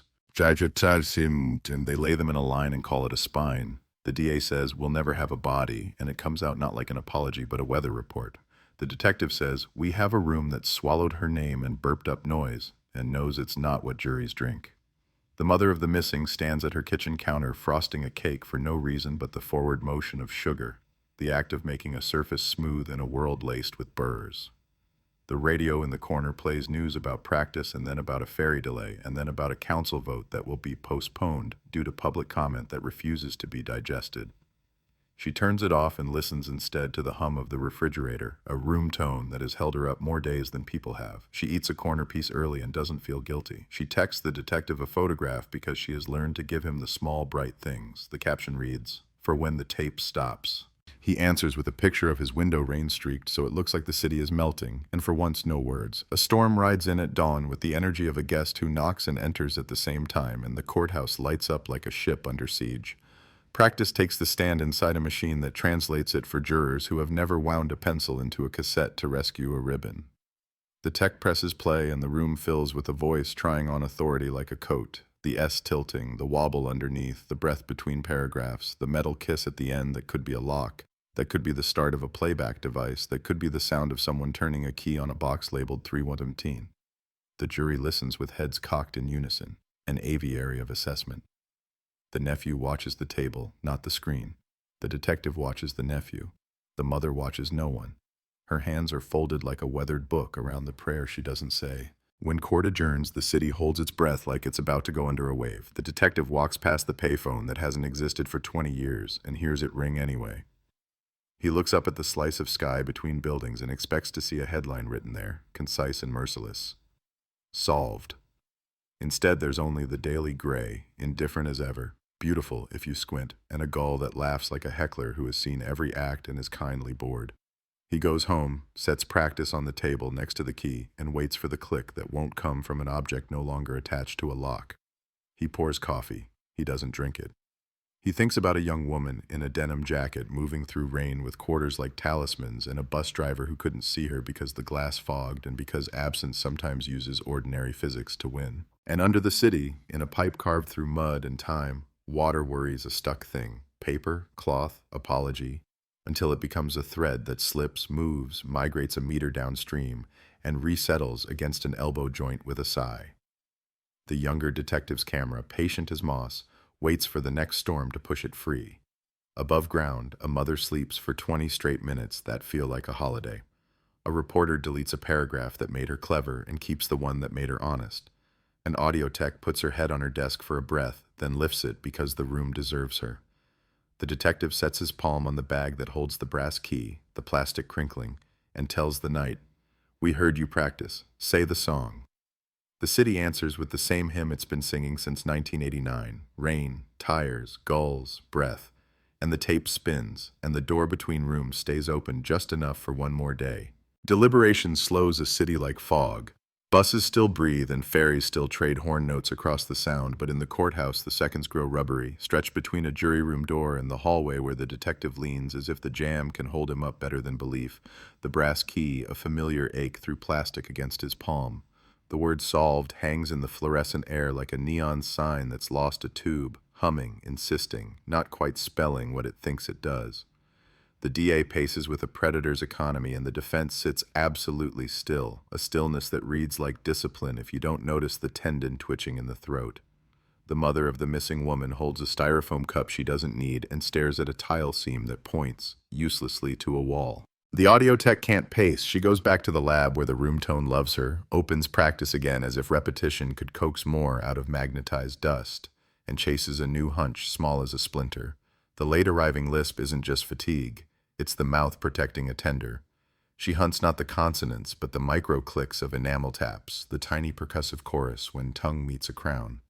She isolates a telltale ping in the word counsel, not the hiss, but a ceramic kiss, betraying a left upper molar capped in cheap composite.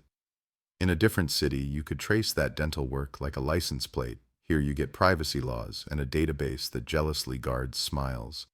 She prints the waveform anyway, circles the tooth sound, and writes a memo that says what the court likes.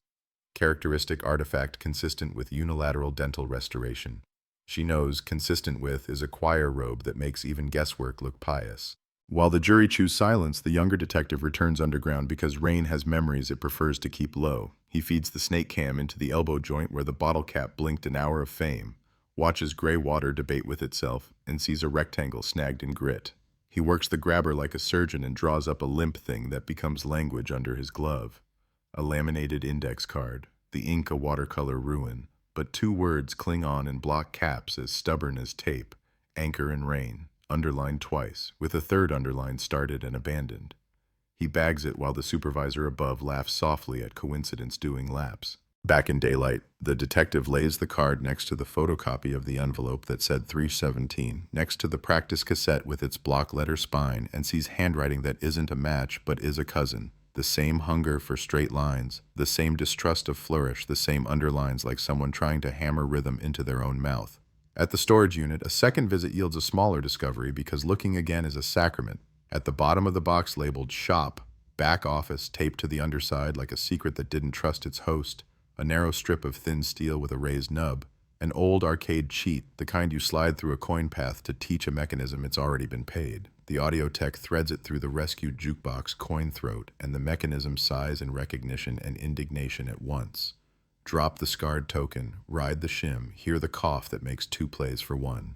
She records the cough like a heartbeat reconnecting. The DA smiles despite himself and files a motion to introduce the shim not as character assassination, but as a teacher's aid. The reporter, who's started sleeping in her car between hits like some old war photographer nobody asked for, starts writing the long form she promised herself she'd earn. Two versions of the story layered like vellum, the official arc with its key and token and landfill relics, and the underground current where rooms remember more than men. She calls the plumber again because souvenir memory loves to rehearse. He adds nothing new and everything anyway. He used to press his tongue to the top of his mouth before he said counsel because he knew he'd mess it. She doesn't put that on air. She saves it for the paragraph that will cost her viewers and make her proud. The jury sends a note, requests the practice tape again, the mailbox photos again, the shim demonstration again. The judge sighs like a teacher whose lesson plan works only if the students already believe. The tape enters for a second bow and the room leans together to catch the lisp arrive late. The jukebox wobbles swim under vowels, the metallic kiss at the end. That could be a lock finding home and could be an appetite turning on. The audio tech keeps her eyes on the graph that only she can read, like hymnal notation. The nephew keeps his eyes on the table, jaw wired so tight you could tune a guitar on it. The detective keeps his eyes on the space between the nephew's hands, a gap that looks like absence even when full of air. Outside, rain gets theatrical again, and the city gives in to the ritual of waiting. Espresso lines become forums, bus shelters become chapels, dog walkers become analysts. The alley breathes. The back door with the new hinge squeaks in a pitch that pretends to be old. The fence remembers the jacket like a phantom weight. A busker plays the same 3 chords badly until repetition creates competence. Then revelation. A harmonica joins. Somebody shakes a cup full of tokens that are not the anchors and not from here and not from then and still somehow right. The detective passes the mouth of the alley and feels it watch him with the patient hunger of a room that knows it will outlast everybody arguing inside it. A bailiff knocks and the courtroom reassembles like a body remembering how to stand. The 4-person looks like all 4 persons. Responsibility draped loosely over someone who never wanted a costume. We have reached a partial verdict, and the word partial atomizes breath. On the homicide count, no verdict. On the concealment count, guilty. On the abduction count, split like weather over the Cascades. The judge accepts the pieces without joy. The defense clasps the nephew's shoulder as if to prevent him from falling upward. The DA writes on a pad in a hand he hopes looks like composure. The mother of the missing exhales a sound that isn't relief and isn't despair, just a register of breath you don't learn until a city teaches you. A mistrial on the big count is both a door and a wall. The headline limps into the evening broadcasts. Guilty on 1 count, hung on others. And the city tries to metabolize a diet of half answers. The talking heads say words like retrial, appeal, closure, community. The reporter swallows her better sentence because her producers don't serve poetry. A verdict is not the same as an answer. A click is not the same as a key. She keeps it on a scrap beneath her keyboard like contraband. The DA, deflated but not punctured, calls the detective into an office that has more windows than the case deserves and says the thing they both earned: we go again. We bring practice earlier, marry the shim to the cough, find the janitor a spine and a ride, get the river to surrender one more thing. We teach a jury the difference between coincidence and choreography. We remind them rooms have memories. We pray to chain of custody like it's a weather saint. The younger detective answers his phone with mud still on his boots and triumph still on his tongue. The grate behind the bakery finally gave. We've got a thermos cap. The older detective sits down without meaning to. The cap is a sun-bleached circle with knurls worn smooth by years of being told to say nothing. Inside its threads, lab tweezers fish out a vellum of biofilm that might be DNA or might be hope acting like evidence again. The tech sighs and starts the clean, the tease, the amplification.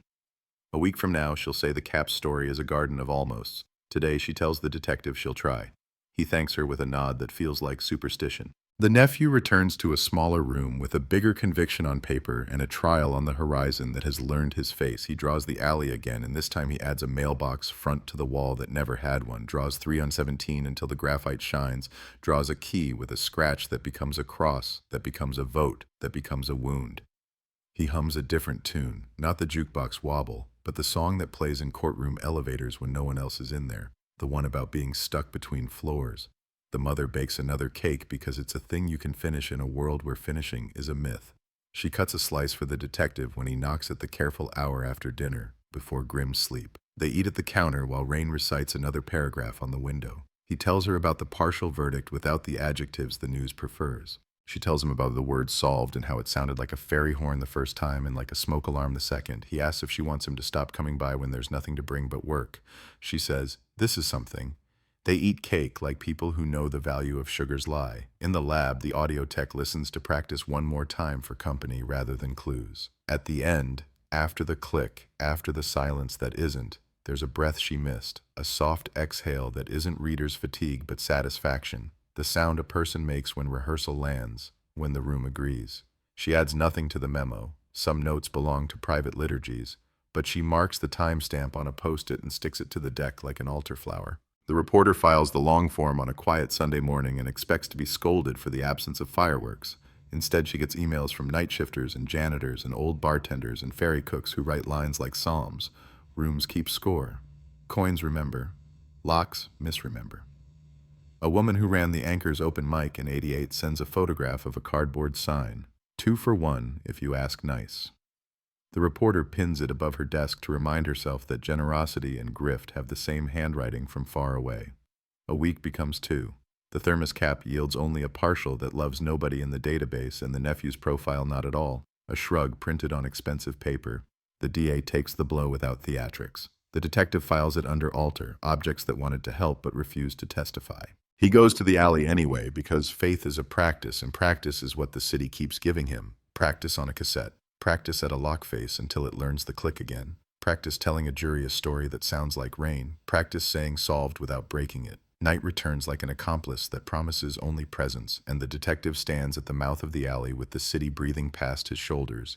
He hears, because he has trained himself to, the difference between ferry horn and train horn, between bus kneel and delivery truck sigh, between new hinge and old hinge, between coin drop and shim ride, between lock refusal and lock grace. He closes his eyes and says the words the tape taught him, the ones that made the lisp late. Anchor, rain, council, Vancouver, 1117.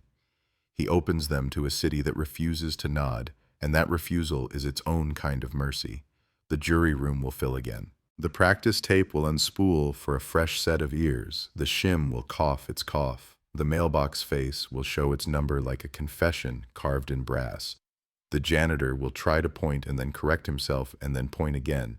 A human spectrogram. The nephew will hum nothing. The mother will frost another cake. The reporter will sharpen a sentence about rooms. The audio tech will mark another breath that belongs to nobody but the story. And the city will keep singing its hymn, rain, tires, gulls, breath, until someone finds the sentence that ends the sentence, or until everyone accepts that not all sentences end. Some just become rooms you learn to live in, rooms where a key sits on a table in a bag, patient regarding, waiting for a click that is also a verdict, that is also just a sound metal makes when it recognizes itself.